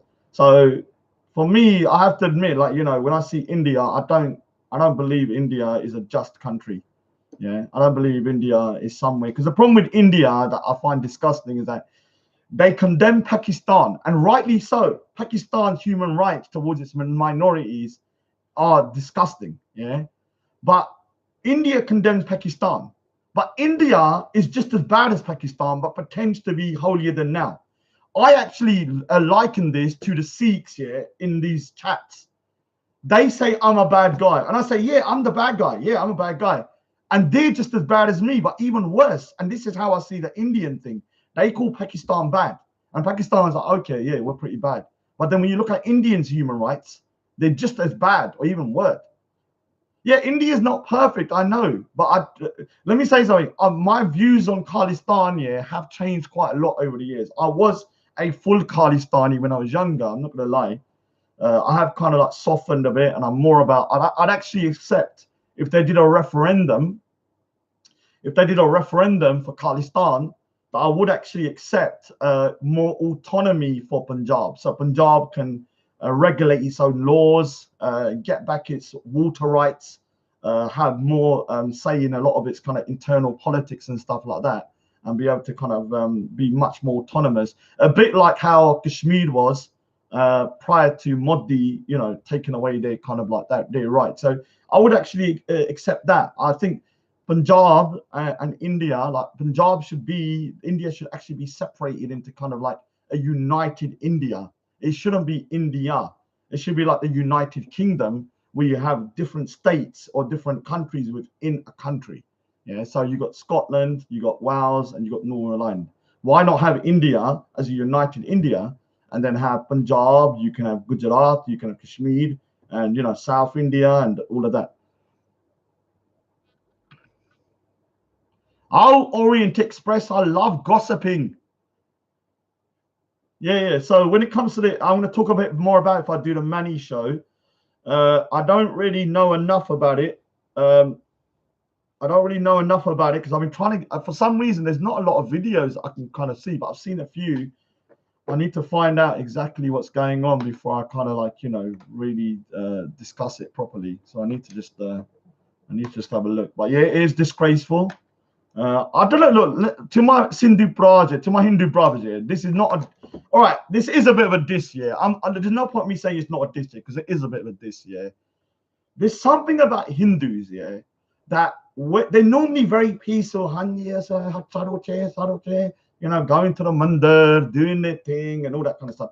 But for some reason, when they get into this kind of fervor of a mob, they just go freaking pagal. That they lose their minds and they just like freaking become feral. I don't know what it is. It's a very bad kind of thing I see with Hindus, because they go from an extreme, from quite mild like Saruke, Kemcho, and then they go freaking ape shit. There's no middle ground. You know, like with the Punjabis, yeah.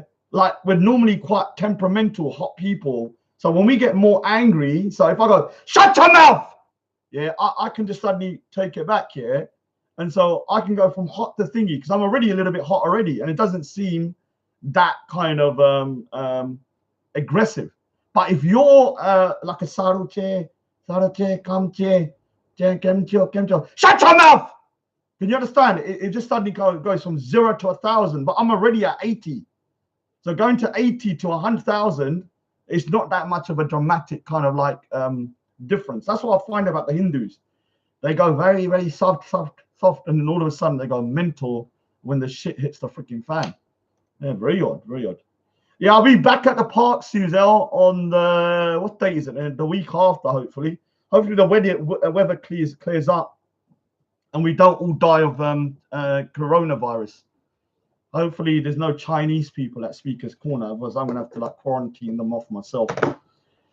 Yes, I was joking about that. Don't worry. Okay, I need to go anyway. So I'll keep you updated. There might be a stream. I won't actually take live. Oh! Manny Cinder was phoning. Oh, no. Someone's phoning me privately. Who's that? Who's on private? Let me tell you something. I'm gonna explain something to people. Yeah, you know when someone rings me privately, yeah, on a private number, I will never ever answer it. You get me? You can try. People have tried. I've had one person trying to ring me like 100 times in like 4 days. I never picked the phone up. So it's pointless to troll me. If you got my number and you want to do, I need to know your number. If I see your number, I might pick it up depending. Let me just double check if Manny's about. Yeah, Mr. Singh, yeah. Could you imagine Mr. Singh? I'd love to talk to Mr. Singh on.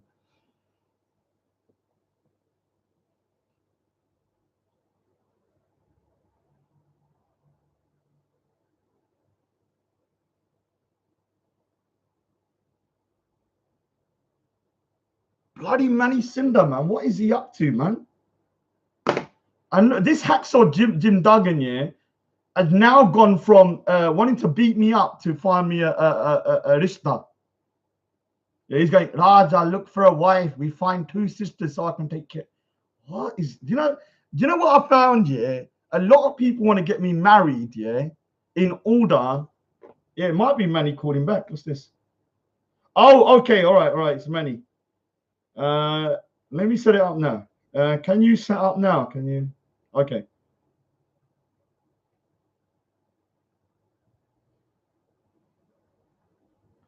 I'll say 9 p.m. because my throat's hurting a bit. 9 p.m. Can you set up for 9 p.m.? All right, so it should be all right. Let me get it back so I can confirm.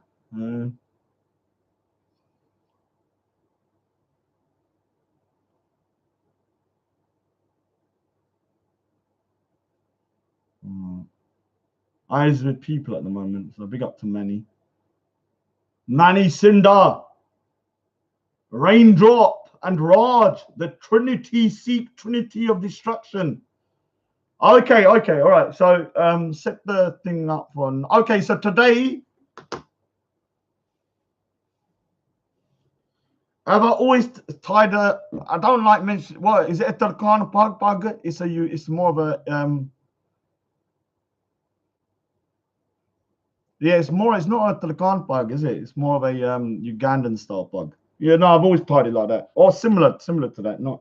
I've never really tied it as a like at the start, like round. I might actually try actually one point. I might actually try and see what it looks like. It's always been like that.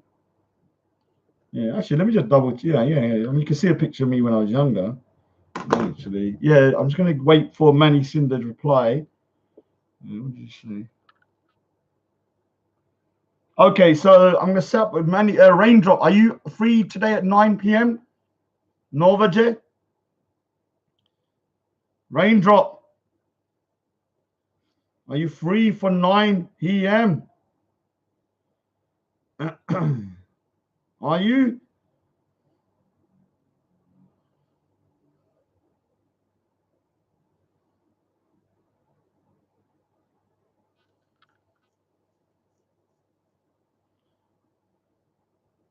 This ain't Hacksaw.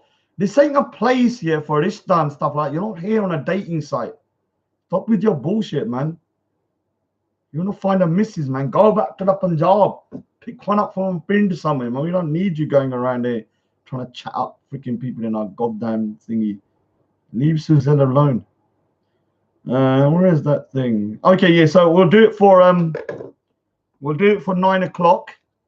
I will say in the next 2 or 3 days, hopefully, I want to do a chat with a Sikh convert who's now back in America, but he used to go Speaker's Corner. We were supposed to do that before, so we'll do that. So at 9 o'clock, we'll discuss what's going on in India as well, Raindrop. So what time? How long have you got today? What time can you jump on at 9, and what time can you leave?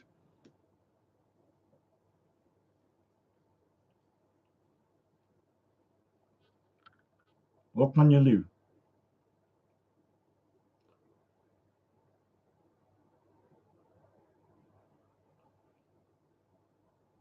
Gandhi's principles. Gandhi was a goddamn pedo, you nutcase. Gandhi was a freaking nutcase, that dude. He done some good, but he wasn't some freaking saint.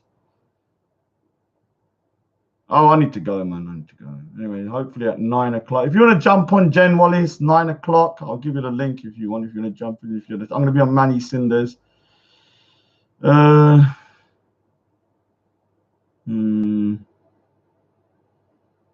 What? It's Saturday night tonight, Raindrop. I thought you said you could do it tonight. Oh, teasing, you're too controversial, man. It's too complicated, Margie. You talk, I can't control you. No, Manny Cinder's channel. We've got to be careful. I can't explain. I don't need a loose cannon like you on there, bloody going Pargo like you normally do. Well, yeah, how long though? What time? For how long? Yeah, Gandhi was a nonce.